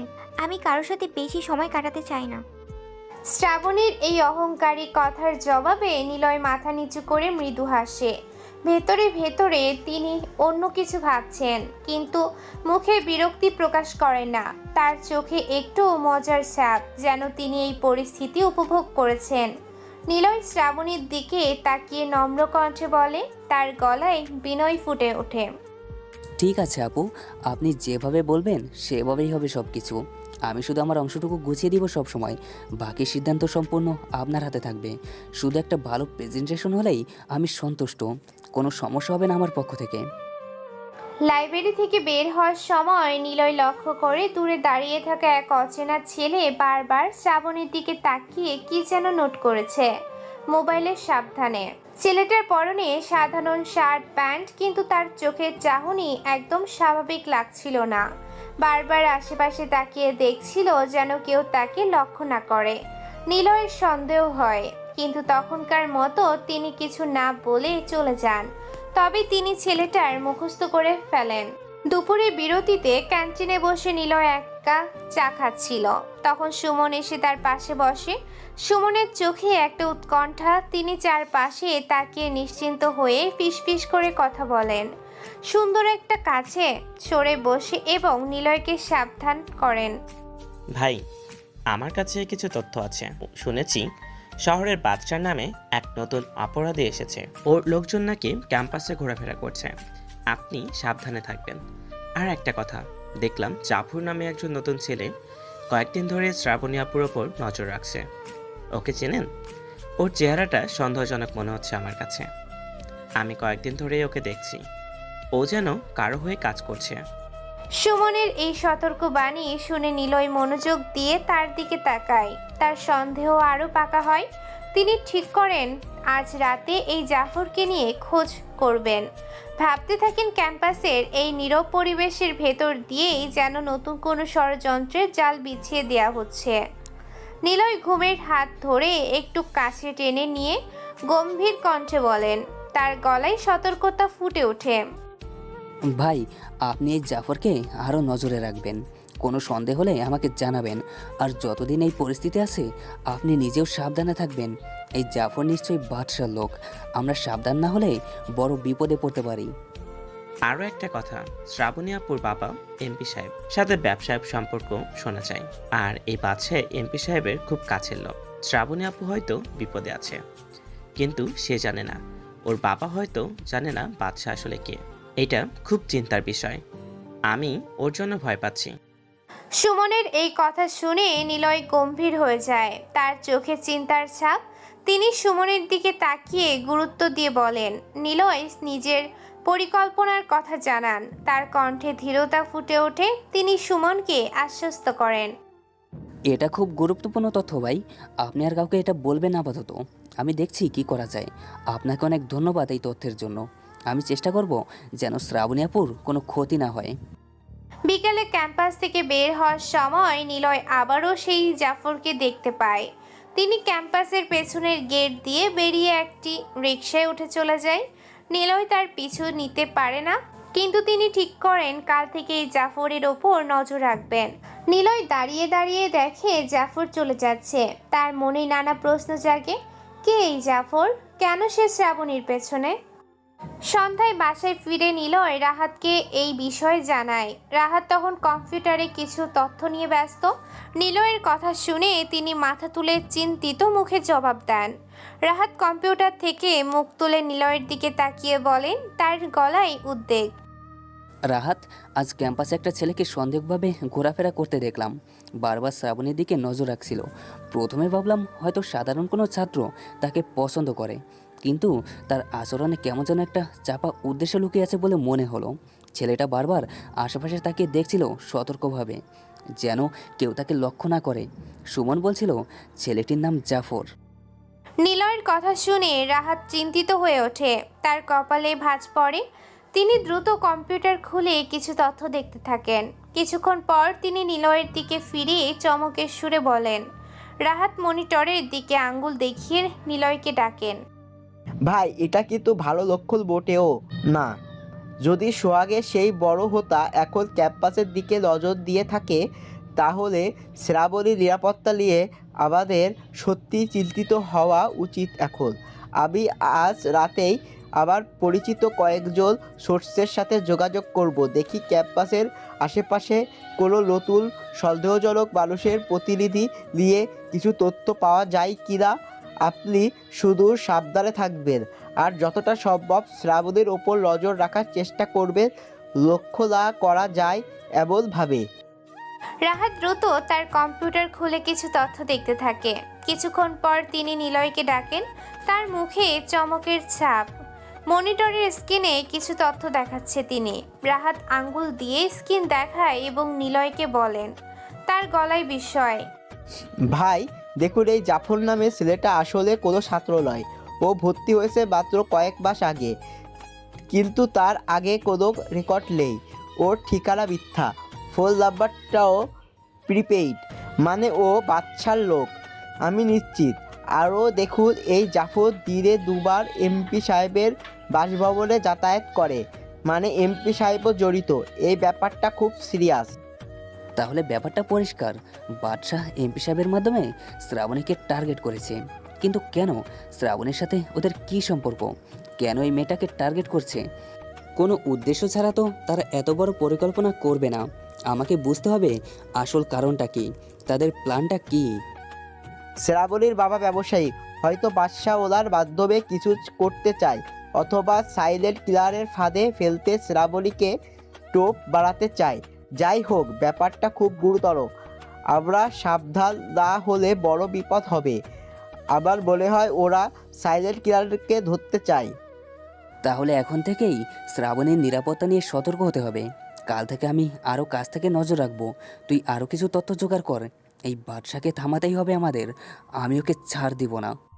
রাত গম্ভীর হলে নিলয় বিছানায় শুয়ে ভাবে শ্রাবণীর মতো অহংকারী মেয়ে যে তাকে প্রতিদিন অপমান করে। তার নিরাপত্তার কথা ভেবে কেন তার এত চিন্তা হচ্ছে? এই প্রশ্নের উত্তর তিনি নিজেও ঠিক বুঝতে পারেন না। কিন্তু একটা কথা তিনি জানেন, এই শহরের প্রতিটি নিরপরাধ মানুষের নিরাপত্তাই তার দায়িত্ব। শ্রাবণীও তার ব্যতিক্রম নয়। নিলয় চোখ বন্ধ করে ঘুমানোর চেষ্টা করে। পরদিন সকালে ক্যাম্পাসে গিয়ে নিলয় দেখে হিমেল আর তার দল আবারও নতুন করে কিছু মজা করার পরিকল্পনা করছে। তবে এবার তাদের সাথে ছিল আরও কয়েকজন নতুন মুখ।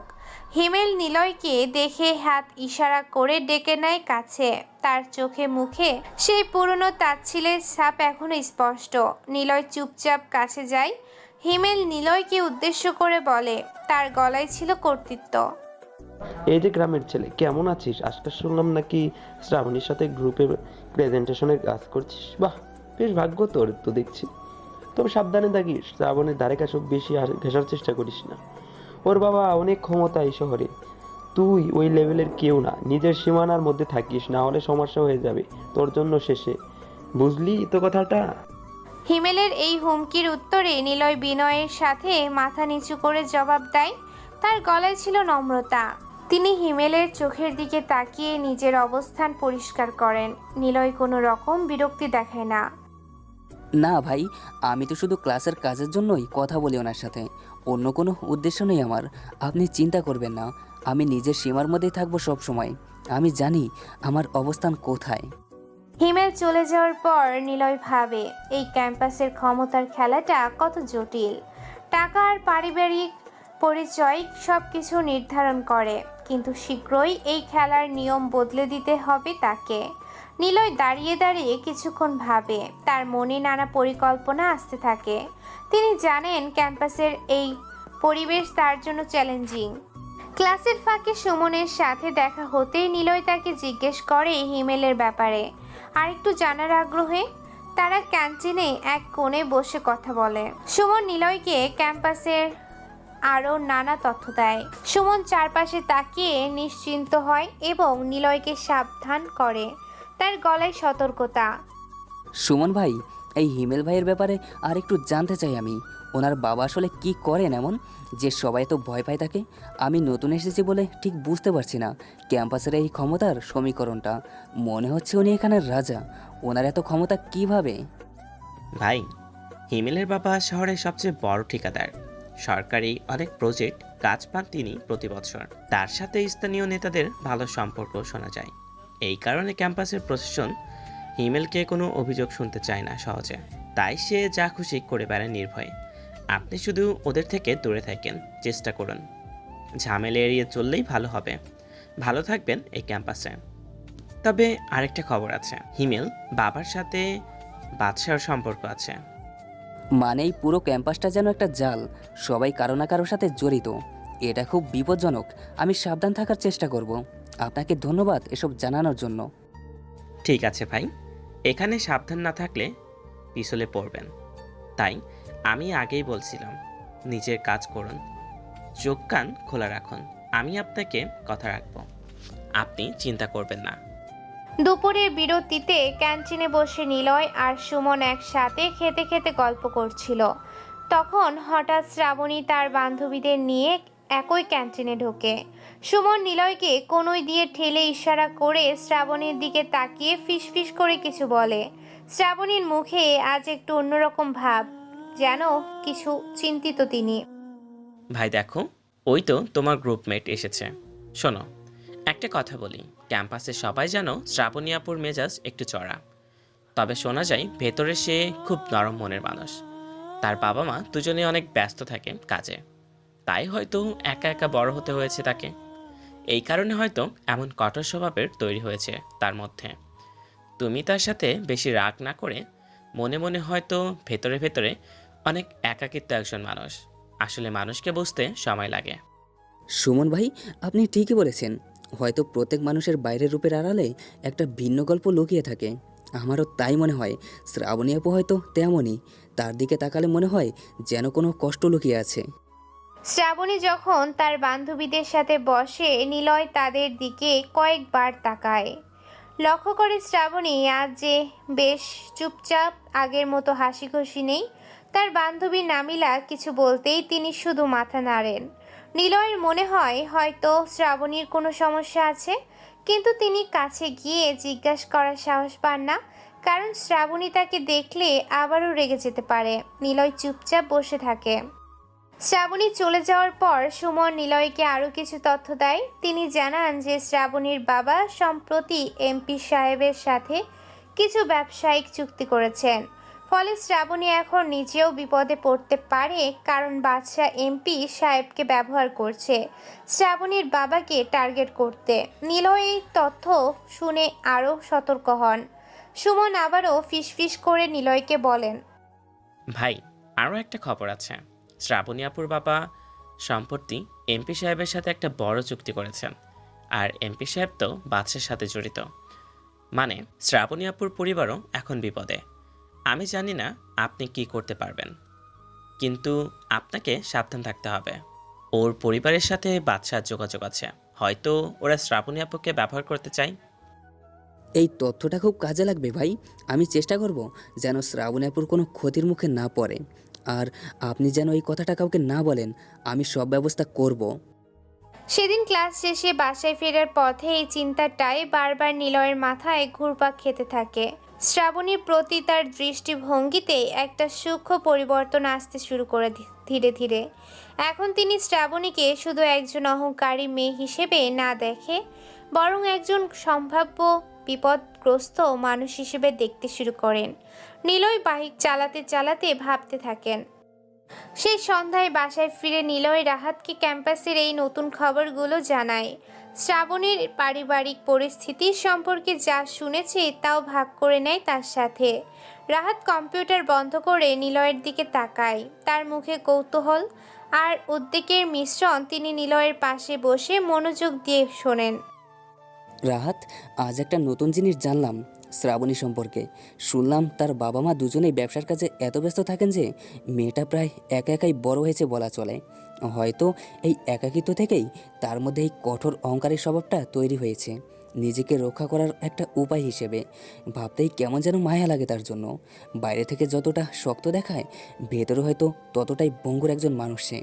আর সুমন বলেছে শ্রাবণীর বাবা এমপি সাহেবের সাথে ব্যবসায়িক সম্পর্কে আছে। ভাই, আপনি তো দেখছি ধীরে ধীরে মানুষটাকে বুঝতে শুরু করেছেন ভালোভাবে। এটা ভালো লক্ষণ, কারণ কাউকে সাহায্য করতে হলে আগে তাকে বোঝাটা সবচেয়ে জরুরি। তবে সাবধান থাকবেন, নিজের আসল পরিচয় যেন কোনোভাবে প্রকাশ না পায় তার কাছে, যতক্ষণ না আপনি নিজে থেকে প্রস্তুত হন সেই সত্যিটা জানানোর জন্য। আর শ্রাবণীর পরিবার যদি বাদশার জালে জড়িয়ে থাকে, তাহলে আপনার জন্য কাজটা আরও কঠিন হয়ে যাবে। আমি জানি রাহাত, কিন্তু এই শহরের প্রতিটি নিরপরাধ মানুষকে বাঁচানোর দায়িত্ব আমার। শ্রাবণী যতই অহংকারী হোক, সে নিরপরাধ। আর এখন যেহেতু জানলাম তার পরিবারও বিপদে, তাই আরও বেশি সতর্ক হতে হবে। ওদের থামাতেই হবে আমাকে।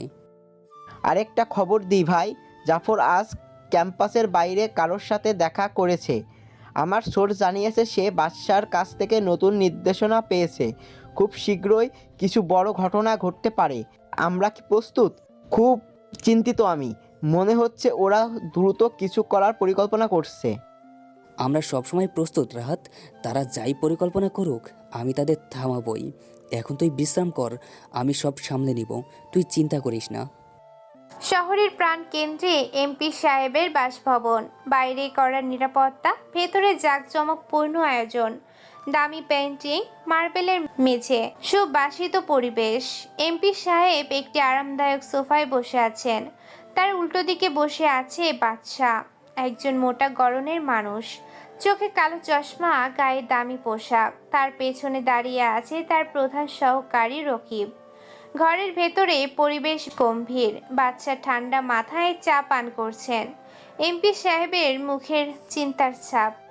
এমপি সাহেব বাদশাকে উদ্দেশ্য করে উদ্বিগ্ন কণ্ঠে কথা বলেন। তার গলায় ছিল ক্ষোভ আর উদ্বেগের মিশ্রণ। তিনি হাতে ধরা চায়ের কাপটা টেবিলে রাখেন এবং বাদশার দিকে তাকিয়ে বলেন, এমপি সাহেব নিজের ক্ষতির কথা জানান।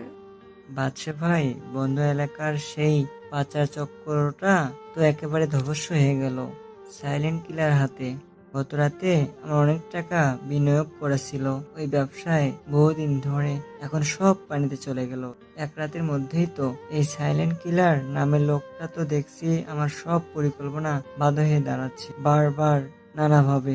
আপনি একটা শক্ত পাল্টা পরিকল্পনা করেন এবার, সিরিয়াস ভাবে। যেভাবেই হোক এই লোকটাকে থামাতে হবে আমাদের এবার, না হলে আমাদের রাজনৈতিক ভবিষ্যৎ ঝুঁকিতে পড়ে যাবে। আমি আরো একটু বড় চুক্তি করতে যাচ্ছি, কিন্তু সাইলেন্ট কিলার যদি বাধা দেয় তাহলে সব নষ্ট হবে। এমপি সাহেবের এই কথা শুনে বাদশা ঠান্ডা মাথায় হাসি মুখে জবাব দেয়। তার গলায় ছিল আত্মবিশ্বাস। তিনি চায়ের কাপে চুমুক দিয়ে এমপি সাহেবের দিকে তাকিয়ে বলেন, বাদশা নিজের পরিকল্পনার কথা জানায়। চিন্তা করবেন না স্যার, আমি এই শহরে নতুন হলেও আমার নিজস্ব একটা কৌশল আছে সবসময়। সাইলেন্ট কিলারকে সরাসরি মোকাবেলা করে লাভ নেই কোনো, তার একটা দুর্বলতা খুঁজে বের করতে হবে আমাদের প্রথমে। প্রতিটা মানুষেরই একটা দুর্বল জায়গা থাকে জগতে, সাইলেন্ট কিলারেরও নিশ্চয়ই আছে সেটা। আমার লোকজন এখন সোনারগাঁও ইউনিভার্সিটিতে খোঁজ খবর নিচ্ছে গোপনে, কারণ আমার সন্দেহ সাইলেন্ট কিলারের সাথে সেখানকার কোনো না কোনো ছাত্রীর যোগসূত্র আছে নিশ্চয়ই। কয়েকদিনের মধ্যেই সব তথ্য চলে আসবে আমার হাতে, তারপর সিদ্ধান্ত নেব কিভাবে এগোবো। বাচ্চার কথা শুনে রকিব কিছুক্ষণ চুপ করে থেকে এগিয়ে আসে এবং বাচ্চাকে একটি তথ্য জানায়। তার গলায় ছিল গুরুত্ব। তিনি বাচ্চার কানে কানে কিছু বলেন। রকিব বাচ্চাকে শ্রাবণী সম্পর্কে অবহিত করে। স্যার, আমাদের লোক জাফর ক্যাম্পাসে কাজ করছে। সে জানিয়েছে শ্রাবণী নামের একটি মেয়েকে ঘিরেই সাইলেন্ট কিলারের সব কার্যকলাপ। মেয়েটার বাবা এমপি সাহেবের সাথে ব্যবসায়িক সম্পর্কে আছে। জাফর প্রতিদিন আমাদের রিপোর্ট দিচ্ছে। মেয়েটা খুব সচেতন, কিন্তু আমরা ওকে ফাঁদে ফেলতে পারবো। ওর রুটিন আমরা পুরোপুরি জেনে গেছি। রকিবের এই তথ্য শুনে এমপি সাহেব চমকে ওঠেন। তার চোখে বিস্ময় আর দ্বিধার ছাপ। তিনি বাচ্চার দিকে তাকিয়ে আপত্তি জানান। এমপি সাহেব নিজের বন্ধুর কথা মনে করেন এবং কিছু বলতে চান। শ্রাবণী, ওটা তো রফিকের মেয়ে, আমার খুব ভালো বন্ধু রফিক। ওর মেয়েকে ব্যবহার করবে তোমরা? রফিক আমার খুব পুরনো বন্ধু, আমি ওর সাথে বিশ্বাসঘাতকতা করতে চাই না। এটা আমার জন্য খুব কঠিন সিদ্ধান্ত। ওর মেয়ের ক্ষতি হলে আমি ওর মুখ দেখাতে পারবো না। এমপি সাহেবের এই দ্বিধা দেখে বাচ্চা তাকে বুঝিয়ে বলে। তার গলায় ছিল প্ররোচনা। তিনি এমপি সাহেবের চোখের দিকে তাকিয়ে স্বার্থের কথা বলেন। বাচ্চা এমপি সাহেবকে নিজের স্বার্থের কথা মনে করিয়ে দেয়। স্যার, ব্যবসায় বন্ধুত্বের জায়গা নেই। রফিক সাহেব আমাদের কাজে লাগতে পারেন, আর তার মেয়ে সাইলেন্ট কিলার ফাঁদে ফেলার সবচেয়ে ভালো একটা টপ। এতে আপনারও লাভ, কারণ রফিক সাহেবের ব্যবসায় আপনার নিয়ন্ত্রণে চলে আসবে। আর যদি সাইলেন্ট কিলারকে থামাতে পারেন তাহলে আপনার রাজনৈতিক ক্যারিয়ারে আরও উজ্জ্বল হবে। ছোট ক্ষতি বড় লাভের জন্য মেনে নিতে হয়, আপনি ভেবে দেখুন। এমপি সাহেব বাচ্চার কথা শুনে কিছুক্ষণ চুপ করে থাকেন। তার মনে দ্বিধা কাজ করে, কিন্তু শেষ পর্যন্ত লোভের কাছে হার মানেন। তিনি গভীর শ্বাস ফেলে সম্মতি জানান। বাচ্চার ঠোঁটে জয়ের হাসি ফুটে ওঠে। এমপি সাহেবের চোখে একটু অস্বস্তি দেখা যায়। তিনি বাচ্চাকে উদ্দেশ্য করে সাবধান করেন। ঠিক আছে বাচ্চা ভাই, আপনি যেমন বলবেন, কিন্তু খেয়াল রাখবেন রফিক কিন্তু জানতে না পারে ও আমার পুরনো বন্ধু। ওর সাথে আমার কোনো বিবাদ চাই না। শ্রাবণী মেয়েটা যেন খুব বেশি ক্ষতি না হয়। ওকে নিরাপদে রাখতে হবে। আমার বুকে স্বস্তি নিঃশ্বাস দিচ্ছে না। চিন্তা করবেন না স্যার, আমরা খুব সাবধানে সব করব। রফিক সাহেব কিছুতেই জানতে পারবেন না, আর শ্রাবণী নিরাপদে থাকবে যতক্ষণ না সাইলেন্ট কিলার এসে পড়ে। তারপর ওর ভাগ্য নির্ভর করবে সাইলেন্ট কিলারের উপর। আমি খুব সাবধানে পরিকল্পনা করছি, আপনার কোনো চিন্তা নেই। অন্যদিকে ক্যাম্পাসে নিলয় লক্ষ্য করে শ্রাবণী কয়েকদিন ধরে খুব চিন্তিত থাকে। তিনি ক্লাসে মনোযোগ দিতে পারেন না, বান্ধবীদের সাথেও তেমন হাসি খুশি নেই আগের মতো। নিলয় ভাবে হয়তো তার কিছু সমস্যা আছে। একদিন লাইব্রেরিতে সাহস করে নিলয় তার কাছে গিয়ে জিজ্ঞেস করে নরম গলায়। শ্রাবণী তখন একা বসে বইয়ের পাতা উল্টাচ্ছিল। আনমনে নিলয় ধীর পায়ে কাছে যায়। আপু, আপনাকে কয়েকদিন ধরে খুব চিন্তিত মনে হচ্ছে। যদি কিছু মনে না করেন, কোনো সমস্যা হয়েছে কি আপনার এই কয়েকদিনে? আমি জানি হয়তো তেমন কিছু করতে পারবো না, কিন্তু কথা বললে মনটা একটু হালকা হতে পারে আপনার। আমাকে বিশ্বাস করতে পারেন আপনি। কাউকে বলবো না আমি কখনো। এটা আমার প্রতিশ্রুতি আপনার কাছে। আমি বুঝি আপনার অনেক চাপ আছে। নিলয়ের এই সহানুভূতিশীল প্রশ্ন শুনে শ্রাবণী প্রথমে ইতস্তত করে, তারপর তিনি নরম গলায় জবাব দেন। শ্রাবণীর গলায় ছিল ভয় আর অসহায়ত্বর মিশ্রণ। তিনি নিলয়ের দিকে তাকিয়ে নিজের উদ্বেগের কথা জানান। আসলে কয়েকদিন ধরে অনুভব করছি কেউ যেন আমাকে লক্ষ্য করছে সবসময়। ক্যাম্পাসের ভিতরে বাহিরে সব জায়গায় আমি যেখানেই যাই একজন অচেনা ছেলেকে বারবার আমার আশেপাশে দেখেছি কয়েকদিন ধরে। তার চোখের চাহনি একদম স্বাভাবিক লাগে না আমার কাছে, কখনো ভয় লাগে মাঝে মাঝে, খুব বেশি। কিন্তু কাউকে ঠিকঠাক মতো বলতেও পারছি না। সবাই ভাববে আমি অতিরিক্ত চিন্তা করছি শুধু শুধু। মাথার ভেতর একটা অজানা আশঙ্কা কাজ করছে সবসময় আজকাল। ঘুমাতেও পারছি না ঠিকঠাক মতো রাতে। বাসায় ফেরার সময়টাও এখন ভয় লাগে। শ্রাবণীর এই কথা শুনে নিলয় তাকে আশ্বস্ত করার চেষ্টা করে। তার গলায় ছিল সান্ত্বনা। তিনি শ্রাবণীর চোখের দিকে তাকিয়ে নিজের পাশে থাকার কথা বলেন। নিলয় শ্রাবণীকে সাবধান হতে বলেন। আপু, আপনি চিন্তা করবেন না বেশি। সব সময় সতর্ক থাকুন, আর একা কোথাও যাওয়া এড়িয়ে চলুন। যদি কখনো কোনো বিপদ মনে হয়, সাথে সাথে আশেপাশের মানুষদের সাহায্য নেবেন। একা মোকাবিলা করার চেষ্টা করবেন না কখনো। আপনি একা নাই লড়াইয়ে, ভয় পাবেন না। সব ঠিক হয়ে যাবে খুব শীঘ্রই। প্রয়োজনে আমাকেও ডাকতে পারেন সাহায্যের জন্য। যদিও হয়তো তেমন কিছু করতে পারবো না আমি, তবুও পাশে থাকার চেষ্টা করব। নিলয়ের এই কথা শুনে শ্রাবণী কিছুক্ষণ চুপ করে থাকে। তারপর তিনি নিলয়ের দিকে তাকিয়ে কিছুটা নরম হয়ে বলেন। শ্রাবণীর গলায় ছিল কৃতজ্ঞতা। তিনি নিলয়ের কাছে নিজের দুর্বলতা স্বীকার করেন। জানো নিলয়, আমি সবসময় নিজেকে অনেক শক্তিশালী মনে করি। কারো উপর নির্ভর না করেই সবসময় নিজে সামলে নিতে পারি ভাবতাম। কিন্তু এই কয়েকদিনের ঘটনার পর বুঝলাম, মানুষ যতই শক্তিশালী হোক না কেন, মাঝে মাঝে সাহায্যের প্রয়োজন হয় সবারই। তুমি প্রথম দিন থেকে কত ভালো ব্যবহার করে আসছো আমার সাথে, অথচ আমি তোমার সাথে কতটা রুক্ষ আচরণ করেছি ভাবলেই এখন লজ্জা লাগে আমার। আমি সত্যিই লজ্জিত। শ্রাবণীর এই কথার জবাবে নিলয় মৃদু হেসে তাকে বুঝিয়ে বলে। তার গলায় ছিল আন্তরিকতা। তিনি শ্রাবণীকে আশ্বস্ত করে নিজের বন্ধুত্বের কথা জানান। আপু, এসব নিয়ে চিন্তা করার কিছু নেই। প্রথম পরিচয়ে সবাই একটু সতর্ক থাকে, এটাই স্বাভাবিক। আপনি এখন আমার সাথে খোলামেলা কথা বলছেন, এটাই আমার কাছে অনেক বড় ব্যাপার মনে হচ্ছে। বন্ধু হিসেবে পাশে থাকার চেষ্টা করব সব সময়, যতদিন আপনার প্রয়োজন হয় ততদিন। আর এই অচেনা ছেলেটার ব্যাপারেও আমি নজর রাখবো। যদি কিছু সন্দেহ হয় তাহলে আপনাকে জানাবো। শ্রাবণী চলে যাওয়ার পর নিলয় লক্ষ্য করে দূরে দাঁড়িয়ে থাকা জাফর মোবাইলে কিছু টাইপ করছে। নিলয় সাবধানে কাছে যায়, কিন্তু জাফর টের পেয়ে দ্রুত সরে যায়। নিলয় বুঝতে পারে জাফর বাচ্চাকে শ্রাবণীর গতিবিধি জানাচ্ছে। তিনি ঠিক করেন এখনই জাফরকে ধরে ফেলতে হবে। নিলয় দাঁড়িয়ে দাঁড়িয়ে জাফরকে পর্যবেক্ষণ করে। সেই বিকেলে ক্যাম্পাসের প্রশাসনিক ভবনের সামনে দিয়ে হাঁটার সময় নিলয় লক্ষ্য করে জাফর একটা টং দোকানের আড়ালে দাঁড়িয়ে মোবাইল কারোর সাথে কথা বলছে চাপা স্বরে। বারবার আশেপাশে চোখ বুলিয়ে দেখছিল সে যেন কেউ তাকে লক্ষ্য না করে। নিলয় দূর থেকে আরো কয়েক মুহূর্ত পর্যবেক্ষণ করে জাফরকে। তার শরীরে ভাষায় স্পষ্ট উদ্বেগ। জাফর যখন ফোন রেখে চলে যেতে উদ্বেগ, নিলয় তাকে অনুসরণ করে।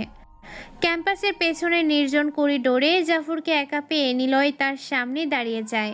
এবার আর বোকা চরিত্র নয়, বরং তীক্ষ্ণ চোখে তাকিয়ে বলে গম্ভীর গলায়। জাফর চমকে ওঠে, তার মুখ ফ্যাকাশে হয়ে যায়। নিলয় তার দিকে তাকিয়ে থাকে, তার গলায় ছিল কঠোরতা। তুমি কেন বারবার শ্রাবণের দিকে নজর রাখছো এতদিন ধরে? সত্যি করে বলো তো আমাকে। এমনিতে তো তোমার সাথে ওর তেমন কোনো পরিচয় নেই আমার জানা মতে, তাহলে এত আগ্রহ কেন তোমার তার ব্যাপারে? আমি স্পষ্ট দেখেছি তুমি প্রতিদিন তার ক্লাসের সময় বাসায় ফেরার রাস্তা সব লক্ষ্য করছো কয়েকদিন ধরে। মোবাইলে কী যেন নোট করছিলে, এখনই সত্যিটা এখনই বলে দাও আমাকে, না হলে কিন্তু ভালো হবে না তোমার জন্য। নিলয়ের এই হুমকি শুনে জাফর ভয়ে তোতলাতে তোতলাতে জবাব দেয়। তার গলায় ছিল আতঙ্ক।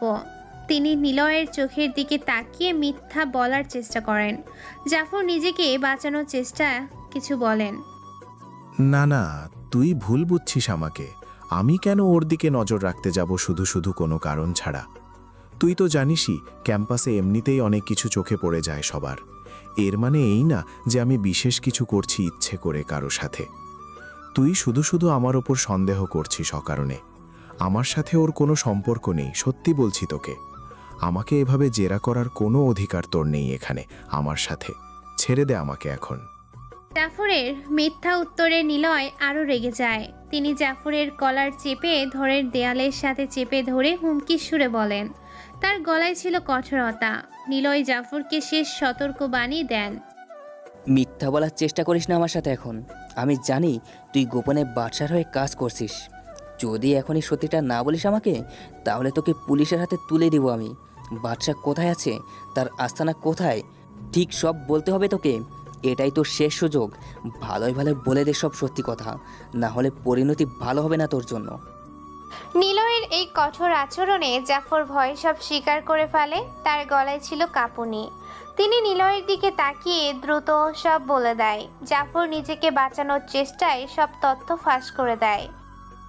ঠিক আছে ভাই, আমি বলছি আমি বাদশাহের হয়ে কাজ করি। তিনি শহরের বাইরে পুরনো ফ্যাক্টরিতে আস্তানা গেড়েছেন। তিনি শ্রাবণীকে অপহরণ করে সাইলেন্ট কিলারকে ফাঁদে ফেলতে চান। আরও একটা কথা বলে রাখি, বাদশাহ ভাই শুধু শ্রাবণীকে অপহরণ করেই থামবে না, তার পরিকল্পনা আরও বড়। সে চায় সাইলেন্ট কিলারকে ফাঁদে ফেলে সরাসরি হত্যা করতে, আর তারপর নিজের ছবি তুলে পুরো শহরে প্রচার করতে, যাতে সবাই বুঝতে পারে এখন থেকে এই শহরের নতুন মালিক সে নিজেই। এমপি সাহেবের সাথেও তার একটা গোপন চুক্তি আছে। ক্ষমতায় সাহায্য করার বিনিময়ে বাদশাকে শহরের সব অবৈধ ব্যবসার একচ্ছত্র নিয়ন্ত্রণ দেওয়া হবে। জাফরের সব কথা শুনে নিলয় কিছুক্ষণ চুপ করে থাকে। তারপর তিনি জাফরকে সাবধান করে দিয়ে ছেড়ে দেন। নিলয়ের গলায় ছিল হুমকি। তিনি জাফরকে শহর ছেড়ে চলে যেতে বলেন। শোন জাফর, তুই এখন এই শহর ছেড়ে চলে যা। যদি আবার তোকে দেখি তাহলে কিন্তু পুলিশের হাতে তুলে দিব। আর বাদশাকে বলিস সাইলেন্ট কিলার তার জন্য অপেক্ষা করছে। এখন দৌড়া, না হলে আমার মন বদলে যাবে। তোর জন্য এটাই শেষ সুযোগ। জাফর ভয়ে পালিয়ে যায়। নিলয় দাঁড়িয়ে থাকে কিছুক্ষণ। তার মাথায় তখন নানা পরিকল্পনা। বাদশার আস্তানার ঠিকানা পেয়ে গেছে তিনি। এখন শুধু সঠিক সময়ের অপেক্ষা। কিন্তু তার আগে শ্রাবণীকে সাবধান করতে হবে। নিলয় দাঁড়িয়ে দাঁড়িয়ে ভাবতে থাকে পরবর্তী পদক্ষেপে। তিনি জানেন সময় কম। সন্ধ্যায় বাসায় ফিরে নিলয় রাহাতকে সব ঘটনা খুলে বলে বিস্তারিতভাবে। শ্রাবণীর ওপর নজরদারির কথা আর বাদশা ও এমপির যোগস্বাস্থ্যের সন্দেহের কথা শুনে রাহাত চিন্তিত হয়ে ওঠে।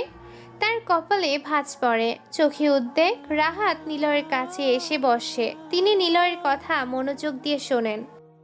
রাহাত, আজ জাফরকে ধরে ফেলেছি। সে সব স্বীকার করেছে। বাদশা শহরের বাইরে পুরনো ফ্যাক্টরিতে আছে। সে শ্রাবণীকে অপহরণ করে সাইলেন্ট কিলারকে ফাঁদে ফেলতে চায়। আর এমপি সাহেবও এই ষড়যন্ত্রে জড়িত। এখন আমাদের কি করা উচিত? আমি খুব চিন্তিত, সময় খুব কম। নিলয়ের কথা শুনে রাহাত কিছুক্ষণ চিন্তা করে। তারপর তিনি গম্ভীর কণ্ঠে জবাব দেন। রাহাতের গলায় ছিল সতর্কতা। তিনি নিলয়কে পরবর্তী পদক্ষেপে সম্পর্কে জানান। ভাই, এই বাদশা লোকটা তো দেখছি সহজ শত্রু না মোটেও। রাজনৈতিক ছাত্রছায়াও পেয়ে গেছে ইতিমধ্যে শক্তিশালীভাবে। এখন ব্যাপারটা আরও জটিল হয়ে গেল অনেক বেশি।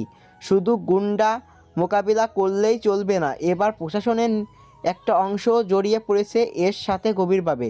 শ্রাবণী মেয়েটার নিরাপত্তা নিয়ে এখন আমারও বড় দুশ্চিন্তা হচ্ছে। সত্যি বলতে বলুন, এখন আমাদের পরবর্তী পদক্ষেপ কী হওয়া উচিত? এই মুহূর্তে সবচেয়ে ভালো একটু পরিকল্পনা করা দরকার এখনই। এবার আমাদের আক্রমণাত্মক হতে হবে রাহাত। বাদশাকে আর সময় দেওয়ার সুযোগ নেই এখন। ক্যাম্পাসে যে ছেলেটা শ্রাবণের উপর নজর রাখছে তাকে খুঁজে বের করে তার মাধ্যমে বাদশার আস্তানার সঠিক অবস্থান জেনে নিতে হবে আমাদের, যেভাবেই হোক। তুই কালকের মধ্যে শহরের সব সোর্সের সাথে যোগাযোগ কর দ্রুত। বাদশার আস্তানা কোথায় সেটা জানা এখন সবচেয়ে জরুরি আমাদের জন্য। আমি নিজে ক্যাম্পাসে গিয়ে ওই ছেলেটাকে চিহ্নিত করার চেষ্টা করব। নিলয়ের পরিকল্পনা শুনে রাহাত মাথা নাড়ে। তিনি জানে নিলয় একবার সিদ্ধান্ত নিলে তাকে থামানো যায় না। তবু তিনি নিলয়কে সাবধান করতে ভুলেন না। দুজনে মিলে বসে পরিকল্পনা সাজাতে থাকে। রাহাত নিলয়ের পাশে বসে। ভাই, শ্রাবণীকে তো তাহলে যে কোনো সময় অপহরণ করতে পারে এরা এখন। আমার মনে হয় এখনই তাকে সতর্ক করে দেওয়া উচিত সরাসরি, না হলে অনেক বড় বিপদ হয়ে যেতে পারে হঠাৎ করেই তার সাথে। আমি কি সরাসরি বাদশার আস্তানায় গিয়ে আগে থেকেই আমন্ত্রণ করতে পারি না এখনই? তাহলে তো এই ঝামেলা এড়ানো যেত সহজে আমাদের পক্ষে। কি বলেন আপনি এই ব্যাপারে? আমিও সেটাই ভাবছি রাহাত। তবে সরাসরি আক্রমণ করলে বাদশা হয়তো সতর্ক হয়ে পালিয়ে যাবে, আর তখন তাকে খুঁজে বের করা আরও কঠিন হয়ে যাবে আমাদের জন্য। বরং আমাদের অপেক্ষা করতে হবে ধৈর্য ধরে। ও যখন সত্যি শ্রাবণীকে অপহরণের চেষ্টা করবে তখনই সরাসরি ওকে ধরে ফেলবো হাতে নাতে। ততক্ষণ পর্যন্ত শ্রাবণের উপর দূর থেকে নজর রাখতে হবে আমাদের। আলোচনার মাঝে নিলয়ের মনে একটা অন্য চিন্তা উকি দেয়। শ্রাবণীর প্রতি তার এই ক্রমবর্ধমান উদ্বেগটা আসলে শুধুই দায়িত্ববোধ থেকে আসছে, নাকি এর পেছনে অন্য কোনো অনুভূতিও লুকিয়ে আছে? এই প্রশ্নের মুখোমুখি হতে তিনি নিজেও একটু ইতস্তত বোধ করেন। নিলয় কিছুক্ষণ চুপ করে থাকে। রাহাত তার মুখের দিকে তাকিয়ে কিছু বুঝতে পারে।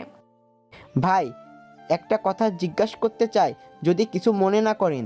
এই শ্রাবণী মেয়েটার জন্য আপনি যতটা উদ্বিগ্ন থাকতেন তা কি শুধুই একজন সাধারণ ছাত্রীর নিরাপত্তার জন্য, নাকি এর পেছনে অন্য কোনো কারণ লুকিয়ে আছে? আমি লক্ষ্য করেছি আজকাল আপনি তার নাম শুনলেই একটু অন্যরকম হয়ে যান, কথা বলার ধরনও বদলে যায়। আমি শুধু জানতে চাইছি, আপনার মানে কি সত্যিই কোনো অনুভূতি জন্ম হচ্ছে তার জন্য ধীরে ধীরে?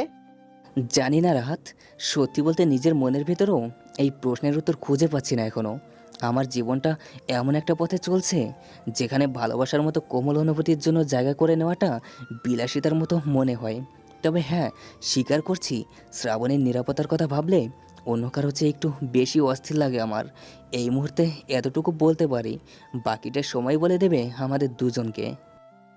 পরবর্তী সকালে ক্যাম্পাসে ঢুকে নিলয় শ্রাবণীকে খুঁজতে থাকে। লাইব্রেরির সামনে দাঁড়িয়ে তিনি অপেক্ষা করেন। কিছুক্ষণ পর শ্রাবণী তার বান্ধবী নাবিলার সাথে হাঁটতে হাঁটতে আসে। নিলয় এগিয়ে গিয়ে শ্রাবণীকে ডাকে। তার মুখে একটা গম্ভীর ভাব। শ্রাবণী থমকে দাঁড়ায়। নিলয়ের মুখ দেখে বুঝতে পারে কিছু একটা গুরুত্বপূর্ণ কথা আছে।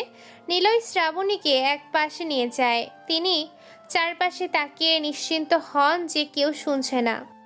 নিলয় শ্রাবণীর দিকে তাকিয়ে গম্ভীর কণ্ঠে কথা শুরু করে। তার গলায় ছিল সতর্কতা। তিনি শ্রাবণীকে জানান যে তিনি বিপদে আছেন। নিলয় শ্রাবণীকে সব খুলে বলেন।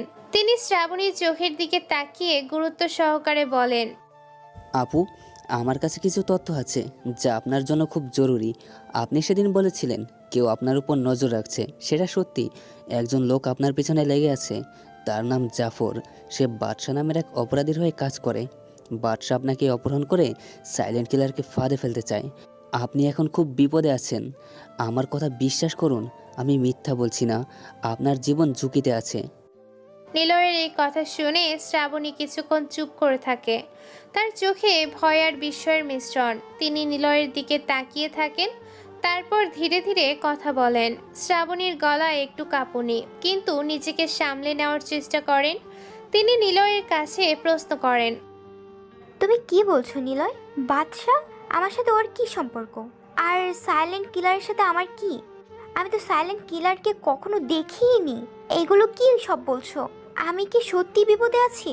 আমি তো কিছুই বুঝতে পারছি না। তুমি আমাকে ভয় দেখাচ্ছ কেন? আমার বাবা মা কি জানে এই কথা? শ্রাবণীর এই প্রশ্নের জবাবে নিলয় ধৈর্য ধরে তাকে বুঝিয়ে বলে। তিনি শ্রাবণীর দিকে স্থির চোখে তাকিয়ে থাকেন, তার মুখে ধীরতা ফুটে ওঠে। তিনি একটু কাছে এগিয়ে ধীর কিন্তু স্পষ্ট গলায় বলেন, নিলয়, শ্রাবণীকে সত্যিটা জানান। আপু, আপনি এখন বুঝতে পারছেন না, কিন্তু এই কথাগুলো সত্যি। সাইলেন্ট কিলারের সাথে আপনার কোনো সম্পর্ক নেই, কিন্তু বাদশা মনে করছে আপনি সাইলেন্ট কিলারের কাছের মানুষ, তাই তিনি আপনাকে ব্যবহার করতে চান। আমি আপনার নিরাপত্তা নিয়ে চিন্তিত। আমি চাই আপনি কয়েকদিন ক্যাম্পাসে না আসুন। আপনার বাবাকে বলুন বা বাসায় থাকুন যতক্ষণ এই পরিস্থিতি স্বাভাবিক হচ্ছে। আমি আপনার খারাপ কিছু হওয়ার আগেই সাবধান করছি। শ্রাবণী নিলয়ের কথা শুনে কিছুক্ষণ ভাবতে থাকে, তার চোখে দ্বিধা আর ভয়ের ছাপ। তিনি নিলয়ের দিকে তাকিয়ে প্রশ্ন করেন। শ্রাবণীর গলায় একটু অবিশ্বাস, কিন্তু নিলয়ের সততার প্রতি তার আস্থা বাড়ছে। তিনি নিলয়কে প্রশ্ন করেন, নিলয়, তুমি কিভাবে এত কিছু জানলে? তুমি তো শুধু একজন সাধারণ ছাত্র, আর এত বড় তথ্য তুমি কোথা থেকে পেলে? আমি কি তোমাকে বিশ্বাস করতে পারি? আমার বাবা মা, আমি কিভাবে বলবো যে কেউ আমাকে অপহরণ করতে চায়? তিনি তো ভাববেন আমি পাগল হয়ে গিয়েছি। তুমি কি আমার সাথে ঠাট্টা করছো? কেন তুমি এত কিছু জানো? শ্রাবণীর এই প্রশ্নের উত্তরে নিলয় একটু থমকে যায়। তার মনে হয় হয়তো একটু বেশি খোলামেলা হয়ে গেছে, কিন্তু সময় কম, তাই তিনি দ্রুত জবাব দেন।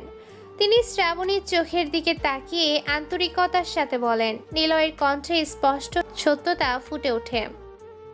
আপু, আমি যা জানি তা আমার বিশ্বস্ত সূত্র থেকে। আমি আপনার মঙ্গল চাই। আপনি যদি আমার কথা বিশ্বাস না করেন তাহলে অন্তত সাবধান থাকুন, একা কোথাও যাবেন না, বিশেষ করে সন্ধ্যার পর।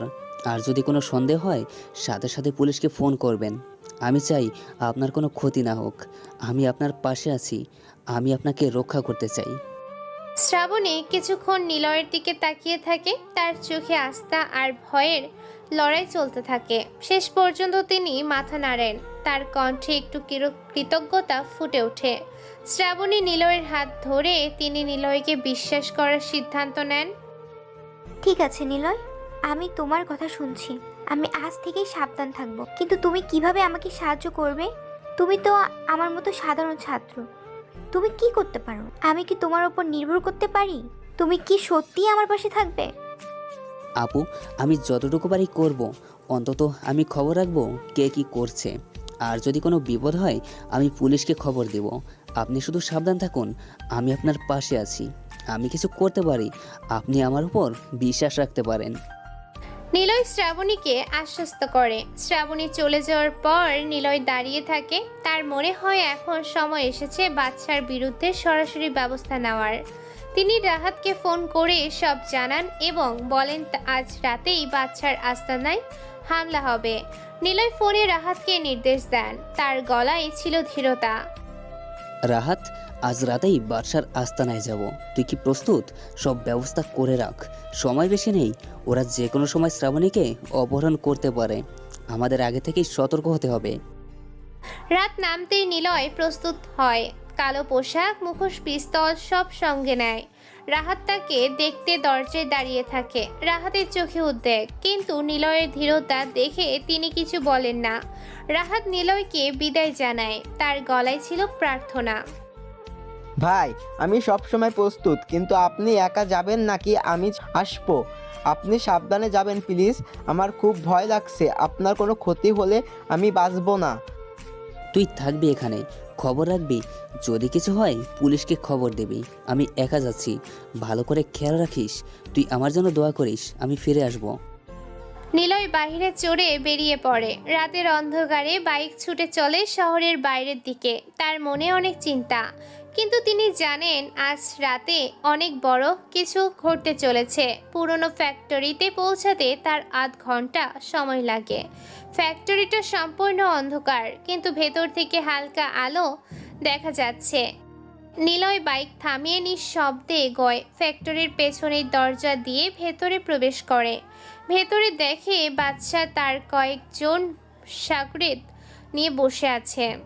তাদের মধ্যে আলোচনা চলছে। নিলয় দেয়ালের আড়ালে দাঁড়িয়ে শোনে। বাদশা তার সাগরেদদের সাথে পরিকল্পনা করছে। নিলয় চুপচাপ সব শুনতে থাকে। সাইলেন্ট কিলারকে আর সময় দিচ্ছি না। আগামী 2 দিনের মধ্যে শ্রাবণীকে অপহরণ করব। তারপর সাইলেন্ট কিলার নিজেই এসে পড়বে আর তখন ওকে শেষ করে দেব। আমার পরিকল্পনা শেষ পর্যায়ে, কেউ আমাকে থামাতে পারবে না। এই শহরে আমার রাজত্ব হবে। স্যার, কিন্তু যদি সাইলেন্ট কিলার আগেই জেনে যায়, উনি খুব চালাক লোক, উনি হয়তো আমাদের পরিকল্পনা টের পেয়ে যেতে পারেন। তাহলে আমাদের সব পরিকল্পনা ভেস্তে যাবে। পেলে কি হবে? আমার কাছে অনেক লোক আছে। ও একা আমার বিরুদ্ধে কি করতে পারবে? আজ রাতেই সব শেষ করে দেব। ও আসবে আর ওর শেষ হবে। আমি ওকে ছাড়বো না। নিলয় আর থামতে পারে না, তিনি সরাসরি ভেতরে ঢুকে পড়েন। বাদশা আর তার সাগরেররা চমকে ওঠেন। নিলয় তাদের সামনে দাঁড়ায়, তার চোখে আগুন, কণ্ঠে ধীরতা। তিনি বাদশাকে উদ্দেশ্য করে বলেন, তার গলায় ছিল হুমকি। বাদশাহ, তোর পরিকল্পনা শেষ। আজ রাতেই তোর শেষ দিন। শ্রাবণীকে স্পর্শ করতে পারবি না তুই। আমি এসেছি তোকে থামাতে। তোর এই অপরাধের জাল শেষ। এখন তোর হাত পা বেঁধে দিব। নিলয়কে দেখে বাদশা প্রথমে চমকে গেলেও পরে সাহস পায়। তিনি নিলয়কে উদ্দেশ্য করে চিৎকার করে বলেন, তার গলায় ছিল ক্রোধ। বাদশা তার সাগরেদের ইশারা করে। সাইলেন্ট কিলার, তুই এসেছিস। আমি তোর জন্য অপেক্ষাই করেছিলাম। তুই ভাবছিস তুই আমাকে থামাতে পারবি? দেখি কত শক্তি তোর। সাগরের দ্বারা ধর এটাকে। আজ তোর শেষ দিন। বাদশার ইশারায় তার 4 জন সাগরেদ নিলয়ের দিকে তেড়ে আসে। নিলয় এক ঝটকায় তাদের মোকাবেলা করে। ঘুষি, লাথি, কুস্তি সব কিছুতে তিনি পারদর্শী। একে একে সব সাগরেদ মাটিতে পড়ে যায়। নিলয় তাদের একজনকেও ছাড়েন না। তিনি নিপুণভাবে সবাইকে অজ্ঞান করে দেন। বাদশা নিজেই পিস্তল বের করে। বাদশা যখন পিস্তল বের করে, নিলয় তার চেয়েও দ্রুত। তিনি বাদশার হাতে গুলি করেন। পিস্তল ছিটকে পড়ে যায়। বাদশা মাটিতে বসে পড়ে, ব্যথায় কাতরাতে থাকে। নিলয় তার দিকে এগিয়ে যায়, তার গলায় ছিল কঠোরতা। আহ, তুই আমাকে শেষ করে দিলি। তোর কি ক্ষমতা? তুই কে রে? সাইলেন্ট কিলার, আসলে কে তুই? তোর আসল পরিচয় কি? আমি জানতে চাই, তুই কে? তোর আর জানার দরকার নেই। তোকে পুলিশের হাতে তুলে দিব। তোর সব অপরাধের প্রমাণ পুলিশের কাছে আছে। এখন তোর খেলা শেষ। শহর থেকে অপরাধ দূর হবে। তুই জেলে পচে মরবি। নিলয় বাদশাকে বেঁধে ফেলে, পুলিশকে খবর দেয়। কিছুক্ষণ পর পুলিশ এসে বাদশাকে গ্রেফতার করে নিয়ে যায়। নিলয় অন্ধকারে মিলিয়ে যায়। তার কাজ শেষ, এবার শহর নিরাপদ। নিলয় বাইকে করে বাসায় ফিরে আসে, তার মনে স্বস্তি। বাসায় ফিরে রাহাত নিলয়কে দেখতে পেয়ে স্বস্তি পায়। তার চোখে প্রশ্ন, কিন্তু নিলয়ের ক্লান্ত মুখ দেখে তিনি কিছু জিজ্ঞেস করেন না। রাহাত গরম চা বানিয়ে আনে। তিনি নিলয়ের দিকে তাকিয়ে বলেন, তার গলায় ছিল সান্ত্বনা। ভাই, সব ঠিকঠাক হয়েছে। বাচ্চা কি ধরা পড়েছে? আপনি ঠিক আছেন তো? আমি খুব চিন্তায় ছিলাম। আপনার কোনো ক্ষতি হয়নি তো? আমি আপনার জন্য প্রার্থনা করছিলাম। হ্যাঁ রাহাত, সব শেষ। বাদশা পুলিশের হাতে। এখন শ্রাবণী নিরাপদ। এই শহর থেকে অপরাধ দূর হবে। আমি ঠিক আছি, তুই চিন্তা করিস না। নিলয় বিছানায় শুয়ে পড়ে। তার মনে অনেক প্রশ্ন, কিন্তু একটাই জিনিস পরিষ্কার, এই লড়াই শেষ হয়নি। নতুন কিছু অপেক্ষা করেছে ভবিষ্যতে। তার দৃষ্টি জানালার বাইরে স্থির থাকে। রাহাত চুপচাপ ঘর থেকে বেরিয়ে যায়। নিলয় চোখ বন্ধ করে, মনে মনে ভাবে, এখন কি হবে। পরদিন সকালে খাবারের কাগজে বড় করে ছাপা হয় বাদশা গ্রেফতারের খবর। পুরো শহর আলোকিত। সাইলেন্ট কিলারের নাম আবারও সবার মুখে। ক্যাম্পাসের সবাই এই খবর নিয়ে আলোচনা করছে। নিলয় চুপচাপ ক্লাসে যায়। তার মুখে কোনো আবেগ নেই, যেন কিছুই ঘটেনি। তিনি জানেন তার পরিচয় গোপন রাখতে হবে। ক্লাস শেষে শ্রাবণী তার কাছে আছে। শ্রাবণীর চোখে কৌতূহল আর কৃতজ্ঞতার মিশ্রণ। তিনি নিলয়ের পাশে এসে দাঁড়ান। শ্রাবণী নিলয়ের দিকে তাকিয়ে উত্তেজিত কণ্ঠে বলে, তার গলায় ছিল বিস্ময়। তিনি খবরটি পড়েছেন এবং নিলয়কে জানান। শ্রাবণীর মুখে হাসি ফুটে ওঠে। তিনি নিলয়ের চোখের দিকে তাকিয়ে নিজের অনুভূতি ব্যক্ত করেন।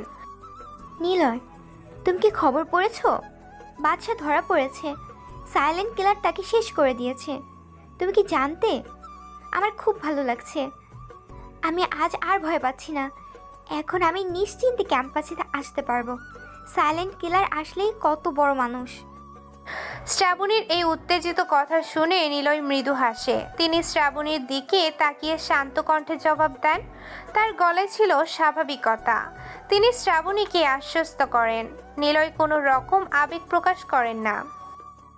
হ্যাঁ আপু, আমি পড়েছি, খুব ভালো খবর।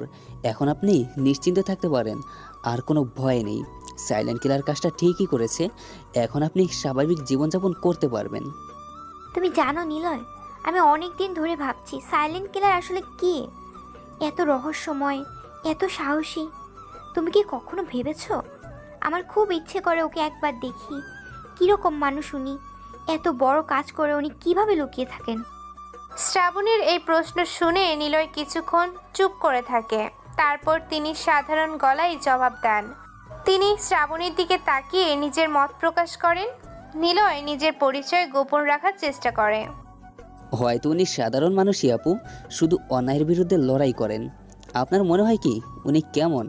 উনি হয়তো চান না কেউ ওনাকে চিনুক। উনি লুকিয়ে থাকতেই পছন্দ করেন। আমার মনে হয় উনি খুব ভালো মানুষ, যিনি অন্যের জন্য নিজের জীবন বাজি রাখেন। তুমি যদি ওর মতো হতে পারতে, কিন্তু তুমি তো ওই রকম সাহসী নও। তবে তুমিও ভালো মানুষ, সেটা আমি বুঝেছি। তুমি সবসময় আমার পাশে থেকেছো।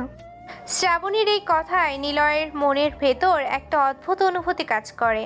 তিনি চান শ্রাবণী জানুক যে তিনিও পারেন, কিন্তু এখন সময় নয়। তিনি শুধু মৃদু হাসেন। শ্রাবণী নিলয়ের দিকে তাকিয়ে হাসে। তার হাসিতে আর আগের অহংকার নেই। নিলয়, আজ বিকেলে আমার সাথে একটু সময় কাটাবে? আমি চাই তোমাকে ধন্যবাদ দিতে।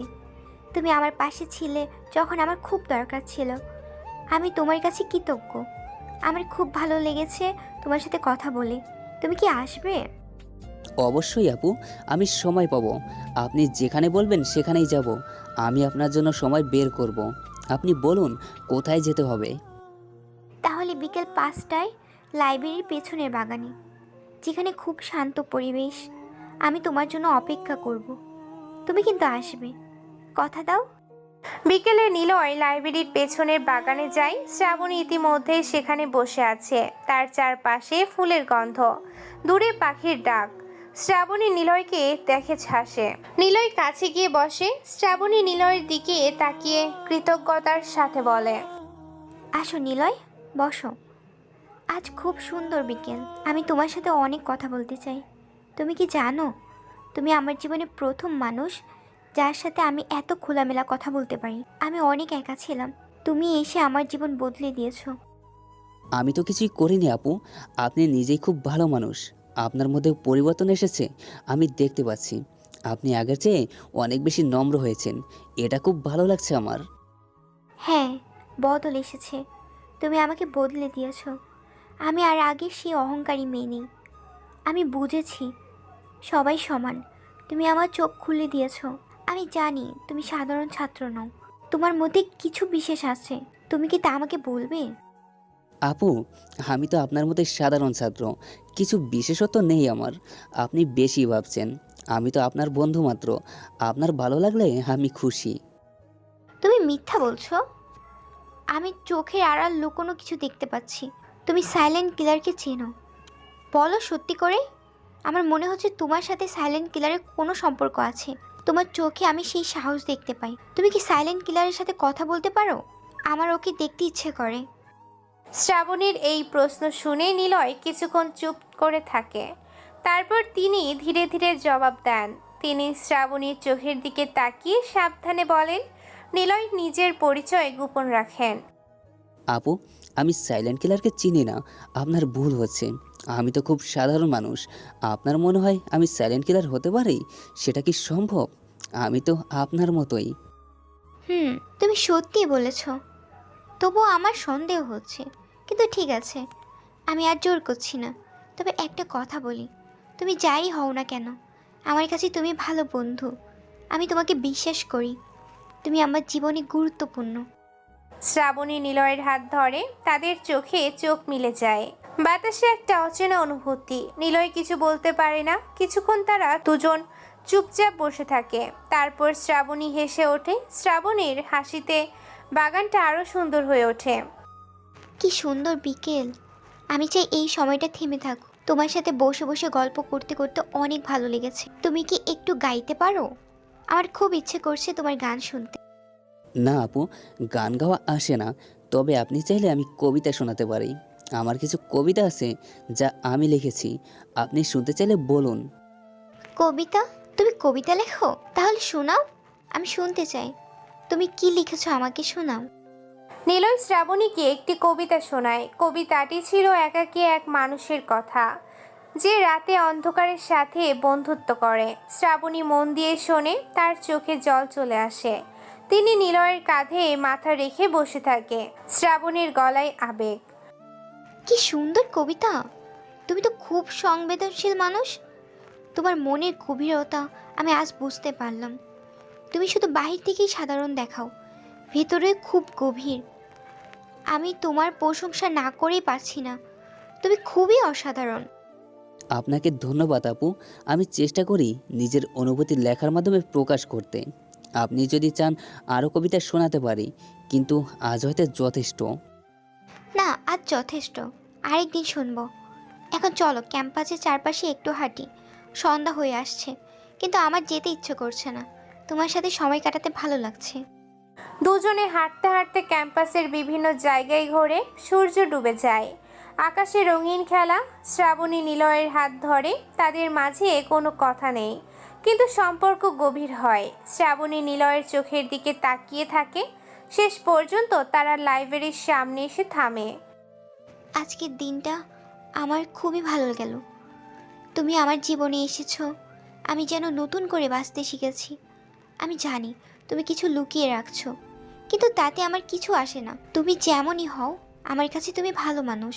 আমি তোমার জন্য কিছু বলতে চাই। বলুন আপু। আমি তোমাকে ভালোবাসি নিলয়। আমি জানি এটা খুব দ্রুত বলে ফেলেছি, কিন্তু আমার মনে হয় সত্যি তুমি আমার কাছে খুব গুরুত্বপূর্ণ হয়ে গেছো। তুমি কি আমাকে ভালোবাসতে পারো? আমি তোমার জন্য অপেক্ষা করব। নিলয় কিছুক্ষণ স্তব্ধ হয়ে যায়। এই কথার জন্য তিনি প্রস্তুত ছিলেন না। তিনি শ্রাবণীর চোখের দিকে তাকিয়ে থাকেন। অনেক কথা বলতে চান, কিন্তু কিছুই বলেন না। তারপর ধীরে ধীরে জবাব দেন। নিলয়ের কণ্ঠে ছিল দ্বিধা। আপু, আমি আপনার কথা বুঝতে পারছি, কিন্তু আমার জীবনটা খুব জটিল। আমি অনেক বড় দায়িত্ব বহন করি। ভালোবাসার জন্য আমার সময় নেই। আমি চাই না আপনি কষ্ট পান। আমি হয়তো আপনার জন্য সঠিক মানুষ নই, এটা ভেবে দেখুন আবার। আমি কষ্ট পাবো না, তুমি যাই বলো না কেন। আমি তোমার জন্য অপেক্ষা করব যতদিন লাগে। তুমি একদিন আমার কথা ভাববে, আমি জানি। তুমি আমার জীবন বদলে দিয়েছো। শ্রাবণী চলে যায়। নিলয় দাঁড়িয়ে থাকে অনেকক্ষণ। তার মনে নানা দ্বন্দ্ব। তিনি বুঝতে পারেন তার জীবনে এত সহজ নয়, কিন্তু শ্রাবণীর কথাগুলো তার মনের গভীরে গিয়ে পৌঁছায়। নিলয় ধীরে ধীরে বাসায় ফিরে যায়। তার মনে নানা প্রশ্ন। বাসায় ফিরে রাহাত নিলয়ের মুখ দেখে বুঝতে পারে কিছু একটা ঘটেছে। তিনি জিজ্ঞেস করেন, কিন্তু নিলয় কিছু না বলে নিজের ঘরে চলে যায়। রাহাত চিন্তিত হয়ে দরজায় নক করে। নিলয় দরজা খোলে না। রাহাত ফিরে যায়। তিনি ভাবতে থাকেন কি হয়েছে নিলয়ের সাথে। রাতে নিলয় বিছানায় শুয়ে শ্রাবণীর কথা ভাবে। তিনি কিভাবে একজন সাধারণ ছাত্রীকে ভালোবাসতে পারে, যে জানে না তিনি আসলে কে। এই দ্বন্দ্ব তার মনে দোলা দেয়। তারপর এক পর্যায়ে তিনি সিদ্ধান্ত নেন, আপাতত কাজে মন দিতে হবে। আর যতদিন এই অপরাধের জাল আছে, ভালোবাসার জায়গা নেই তার জীবনে। তিনি চোখ বন্ধ করে ঘুমানোর চেষ্টা করেন। পরদিন ক্যাম্পাসে নিলয় ও শ্রাবণীর মধ্যে আবারও সে পুরনো সম্পর্ক ফিরে আসে। তবে এবার শ্রাবণী আর অহংকারী নয়, বরং নিলয়ের দিকে মায়ের চোখে তাকায়। নিলয়ও তাকে এড়িয়ে চলে না। সুমন ব্যাপারটা লক্ষ্য করে। সুমন নিলয়কে এক পাশে নিয়ে কথা বলে, তার গলায় সতর্কতা। ভাই, শ্রাবণী আপুকে নিয়ে আপনার কিছু হচ্ছে নাকি? আমি লক্ষ্য করেছি দুজনের মধ্যে কিছু একটা চলছে। আপনি তো সব সময় সাবধান থাকতেন, এখন কি হলো বলুন তো? আপনার কোনো সমস্যা হচ্ছে? কিছু না ভাই, উনি আমার সাথে বন্ধুত্ব করেছেন, আর কিছু নয়। আপনি বেশি ভাবছেন। আমি তো সবসময় আগের মতোই আছি। বন্ধু, ভালো কথা, কিন্তু সাবধান থাকবেন। ওনার পরিবার খুব প্রভাবশালী। কারো কিছু জানাজানি হলে বড় সমস্যা হবে আপনার জন্য। আমি আপনাকে সাবধান করছি বন্ধু হিসাবে, আপনার ভালোর জন্যই বলছি। ধন্যবাদ ভাই, আমি সাবধান থাকবো, আপনি চিন্তা করবেন না, আমি নিজের খেয়াল রাখবো। কয়েকদিন কেটে যায়। এদিকে বাদশা গ্রেফতারের পর এমপি সাহেবের অবস্থা খুব খারাপ হয়। তার বিরুদ্ধেও তদন্ত শুরু হয়। সংবাদ মাধ্যমে তার দুর্নীতির খবর প্রচারিত হয়। এমপি সাহেব পালানোর চেষ্টা করে, কিন্তু পুলিশ তাকে গ্রেফতার করে। নিলয় খবরটি দেখে স্বস্তি পায়। পুরো শহরে ন্যায় বিচারের জয় হয়। বাদশা ও এমপি সাহেব গ্রেপ্তারের এক সপ্তাহ পর ক্যাম্পাসে সবার মন ভালো থাকে। নিলয় আর শ্রাবণী ঘনিষ্ঠ হয়। একদিন বিকেলে আবার লাইব্রেরির বাগানে তারা বসে। শ্রাবণী নিলয়ের কাছে আবারও প্রশ্ন করে। তার গলায় ছিল কৌতূহল। নিলয়, তুমি কি আমাকে একদিন সত্যিটা বলবে? সাইলেন্ট কিলারের সাথে তোমার সম্পর্ক কি? আমি অনেক দিন ধরেই ভাবছি। তুমি যে আমার পাশে থেকেছো, আমি জানি তুমি সাধারণ মানুষ নও। বলো না, আমি কিছু বলবো না কাউকে। আমি তোমাকে বিশ্বাস করি। আপু, আমি এখনও বলার মতো অবস্থায় নই, কিন্তু হ্যাঁ, একদিন আমি আপনাকে সব বলবো। সেই দিন পর্যন্ত দয়া করে অপেক্ষা করুন। আমি চাই সব ঠিক হলে আপনি জানবেন। আপনি বিশ্বাস রাখেন আমার উপর, আমি আপনার কাছে কিছুই লুকাইনি। আমি অপেক্ষা করব নিলয়, যত দিন লাগে। কিন্তু মনে রেখো, তুমি যেই হও, আমার কাছে তুমি আমার ভালোবাসার মানুষ। আমি তোমার জন্য থাকবো সব সময়। তুমি আমার কাছে গুরুত্বপূর্ণ। শ্রাবণী নিলয়ের কাঁধে মাথা রেখে বসে থাকে। আকাশে তারাগুলো জ্বলছে। নিলয়ের মনে একটি প্রশ্ন ঘুরপাক খাচ্ছে। সে কি এই মেয়েটিকে ভালোবাসতে পারে? তার জীবন কি তাকে অনুমতি দেবে? কিন্তু এই মুহূর্তে সবকিছু স্থির। তিনি জানালার বাহিরে তাকিয়ে থাকেন, কিছু বলতে পারে না। কিছুক্ষণ পর শ্রাবণী উঠে যায়। নিলয় দাঁড়িয়ে দাঁড়িয়ে তাকিয়ে থাকে তার পেছনে। তার মনে নানা দ্বন্দ্ব। বাদশা ও এমপি সাহেব গ্রেফতারে 2 সপ্তাহ কেটে গেছে। শহরে শান্তি ফিরে এসেছে। ক্যাম্পাসেও স্বাভাবিক পরিবেশ। নিলয় এখন ক্যাম্পাসের পরিচিত মুখ। তিনি ধীরে ধীরে শ্রাবণীর সাথে সময় কাটান। একদিন বিকেলে শ্রাবণী তাকে ক্যান্টিনে ডাকে। নিলয় যায়, দেখে শ্রাবণী খুব গম্ভীর। তার চোখে কোনো হাসি নেই। নিলয়ের কাছে বসে। শ্রাবণী কিছুক্ষণ চুপ করে থাকে। তারপর তিনি নিলয়ের দিকে তাকিয়ে প্রশ্ন করেন। তার গলায় ছিল ধীরতা। নিলয়, আজ আমি তোমাকে একটা প্রশ্ন করব। তুমি যদি সত্যি বলো তাহলে ভালো। আমি অনেক দিন ধরেই ভাবছি, তুমি কি সাইলেন্ট কিলার? সত্যি করে বলো। আমি জানি তুমি আমার কাছে কিছু লুকাচ্ছ। তোমার চোখে আমি সেই সাহস দেখতে পাই। তুমি কি আমাকে সত্যিটা বলবে? শ্রাবণীর এই সরাসরি প্রশ্ন শুনে নিলয় কিছুক্ষণ স্তব্ধ হয়ে যায়। তিনি জানতেন এই দিন আসবে। তিনি শ্রাবণীর চোখের দিকে তাকিয়ে থাকেন, অনেকক্ষণ চুপ করে থাকেন। তারপর ধীরে ধীরে জবাব দেন। নিলয়ের গলায় ছিল সত্যতা। তিনি আর লুকাতে চান না। হ্যাঁ আপু, আমি সাইলেন্ট কিলার। আমি সেই মানুষ যে রাতে বেরিয়ে পড়ে অন্যায়ের বিরুদ্ধে লড়াই করতে। আমি তোমাকে এতদিন বলিনি, কারণ তোমার নিরাপত্তার কথা ভেবেছি। তুমি যদি জানতে, তোমার জীবন বিপদে পড়তে পারতো। আমি চাইনি তোমার কোনো ক্ষতি হোক। নিলয়ের এই সত্য কথা শুনে শ্রাবণী কিছুক্ষণ চুপ করে থাকে। তার চোখে বিস্ময় আর আবেগের মিশ্রণ। তিনি নিলয়ের দিকে তাকিয়ে থাকেন, তারপর ধীরে ধীরে কথা বলেন। শ্রাবণীর গলায় ছিল আবেগ। তিনি নিলয়ের হাত ধরে ফেলেন। আমি জানতাম তুমিই সাইলেন্ট কিলার। আমার মন বলেছিল। তুমি কেন এতদিন লুকিয়ে রেখেছো? আমি তোমার জন্য এত চিন্তা করেছি। তুমি জানো আমি কতটা ভয় পেয়েছি। কিন্তু এখন আমি গর্বিত যে তুমি আমার বন্ধু। তুমি এত বড় মানুষ। আমি চাইনি তুমি বিপদে পড়ো। এই পরিচয় জানলে তোমার জীবন ঝুঁকিতে পড়তে পারতো, তাই আমি লুকিয়ে রেখেছি। কিন্তু আজ আর লুকাতে পারছি না। তুমি আমার কাছে সত্যি খুব গুরুত্বপূর্ণ হয়ে গেছো। তুমি ভেবেছো আমি ভয় পাবো? না নিলয়, আমি গর্বিত যে তুমি আমার জীবনে এসেছো। তুমি যে এত বড় কাজ করো তা জেনে আমার ভালো লাগছে। তবে এখন থেকে আর লুকিও না। আমি তোমার পাশে থাকতে চাই। তুমি আমাকে তোমার লড়াইয়ের অংশ নিতে দেবে? এটা খুব বিপজ্জনক। আমি তোমাকে এই পথে আনতে চাই না। তুমি নিরাপদে থাকো, এটাই আমার চাওয়া। আমি তোমার ভালো চাই বলে এটা বলছি। তুমি নিজের জীবন নিয়ে ঝুঁকি নিও না। শ্রাবণী নিলয়ের কথায় মাথা নাড়ে। তিনি নিলয়ের চোখের দিকে তাকিয়ে ধীর কণ্ঠে বলেন। তার গলায় ছিল আত্মবিশ্বাস। শ্রাবণী নিলয়কে বুঝিয়ে বলে। তিনি জানান যে তিনি আর ভয় পাবেন না। আমি জানি এটা বিপজ্জনক, কিন্তু তুমি একা কেন লড়বে? আমি তোমার পাশে থাকতে চাই। তুমি আমাকে আটকাতে পারবে না। আমি তোমার মতো সাহসী নই, কিন্তু আমি চেষ্টা করব। তুমি আমাকে দূরে সরিয়ে দিতে পারবে না। তুমি বুঝতে পারছো না, এই পথ খুব কঠিন। আমি চাই না তুমি কষ্ট পাও। তুমি আমার জন্য দুশ্চিন্তা করো না, আমি নিজেই সব সামলাতে পারি। তুমি শুধু নিরাপদে থেকো। আমি তোমার জন্য দুশ্চিন্তা করবই।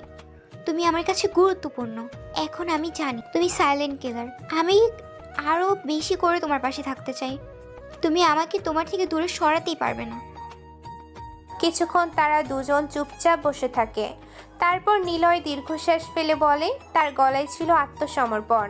তিনি জানেন শ্রাবণীকে আটকানো সম্ভব নয়। নিলয় শ্রাবণীর দিকে তাকিয়ে মৃদু হাসে। ঠিক আছে, আমি রাজি, কিন্তু শর্ত একটাই, যতদিন আমি ঠিক না বলছি ততদিন তুমি কোনো ঝুঁকি নেবে না। আমার নির্দেশ ছাড়া কিচ্ছু করবে না। তোমার আমার কথা মানতে হবে।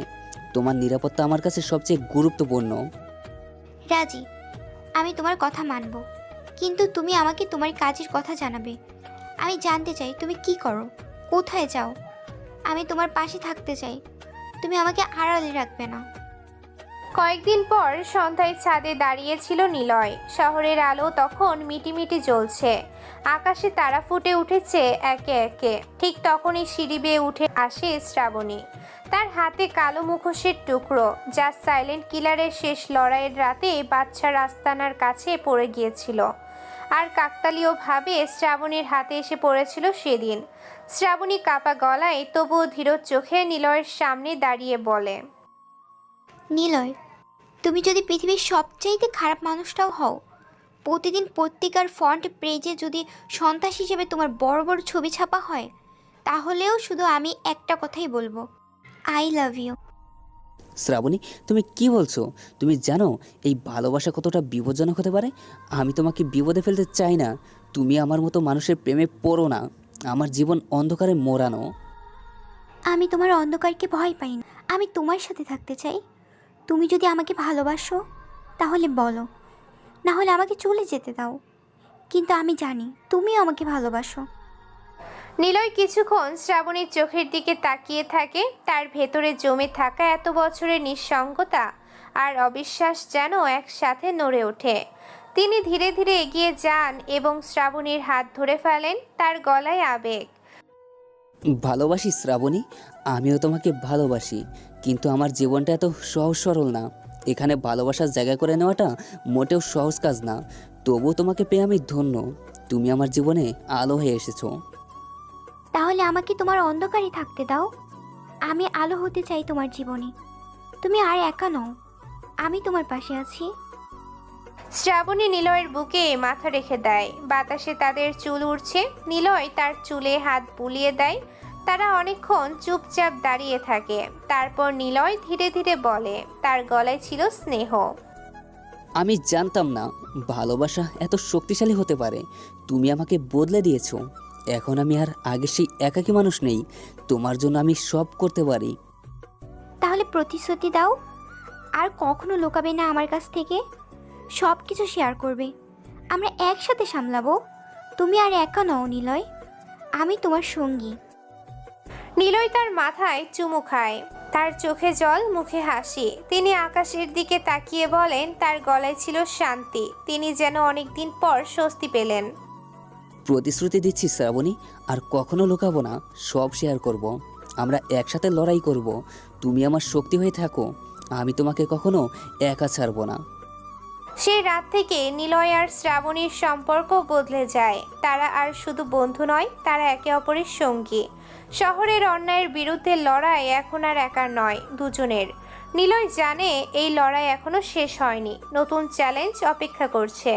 কিন্তু এবার তার পাশে আছে শ্রাবণী। সে আর একা নয়। কয়েকদিন পর নিলয় তার গোপন কক্ষে বসে পরিকল্পনা করছিল। শ্রাবণী পাশে বসেছিল। হঠাৎ রাহাত দরজায় নক করে ভেতরে ঢোকে। তার মুখে চিন্তার ছাপ। তিনি নিলয়ের দিকে তাকিয়ে বলেন, রাহাতের গলায় ছিল সতর্কতা। ভাই, নতুন খবর আছে। শহরে আর একটা চক্র সক্রিয় হয়েছে। তারা বাসার ফাঁকা জায়গাটা দখল করতে চায়। আগের চেয়েও শক্তিশালী তারা। আমাদের প্রস্তুত হতে হবে। এই লড়াই অনেক বড় হতে চলেছে। আমি প্রস্তুত রাহাত। এবার আর একা নই, শ্রাবণী আমার পাশে আছে। আমরা সবাই মিলে মোকাবেলা করব। এই শহর থেকে অপরাধের নাম উধাও করে দিব। আমি তোমার পাশে আছি নিলয়। আমরা একসাথে লড়াই করব এই শহরের মানুষদের জন্য। তুমি আর একা নও। নিলয় শ্রাবণীর হাত ধরে রাহাতের দিকে তাকিয়ে হাসে। তিনি জানেন এই লড়াই কঠিন হবে, কিন্তু হার মানার পাত্র নন তিনি। তাদের এই যাত্রা চলতে থাকবে, অন্ধকারের বিরুদ্ধে আলোর লড়াই। ভালোবাসার জয় হবে। নিলয় জানালার বাহিরে তাকিয়ে বলে, তার গলায় ছিল প্রতিজ্ঞা। চলো শুরু করি নতুন অধ্যায়। এই শহরকে বদলে দিব। অন্যায়ের বিরুদ্ধে লড়াই চলবে যতদিন আমি বেঁচে আছি। আর এখন আমার পাশে আছে আমার ভালোবাসা। আমরা জয়ী হবই।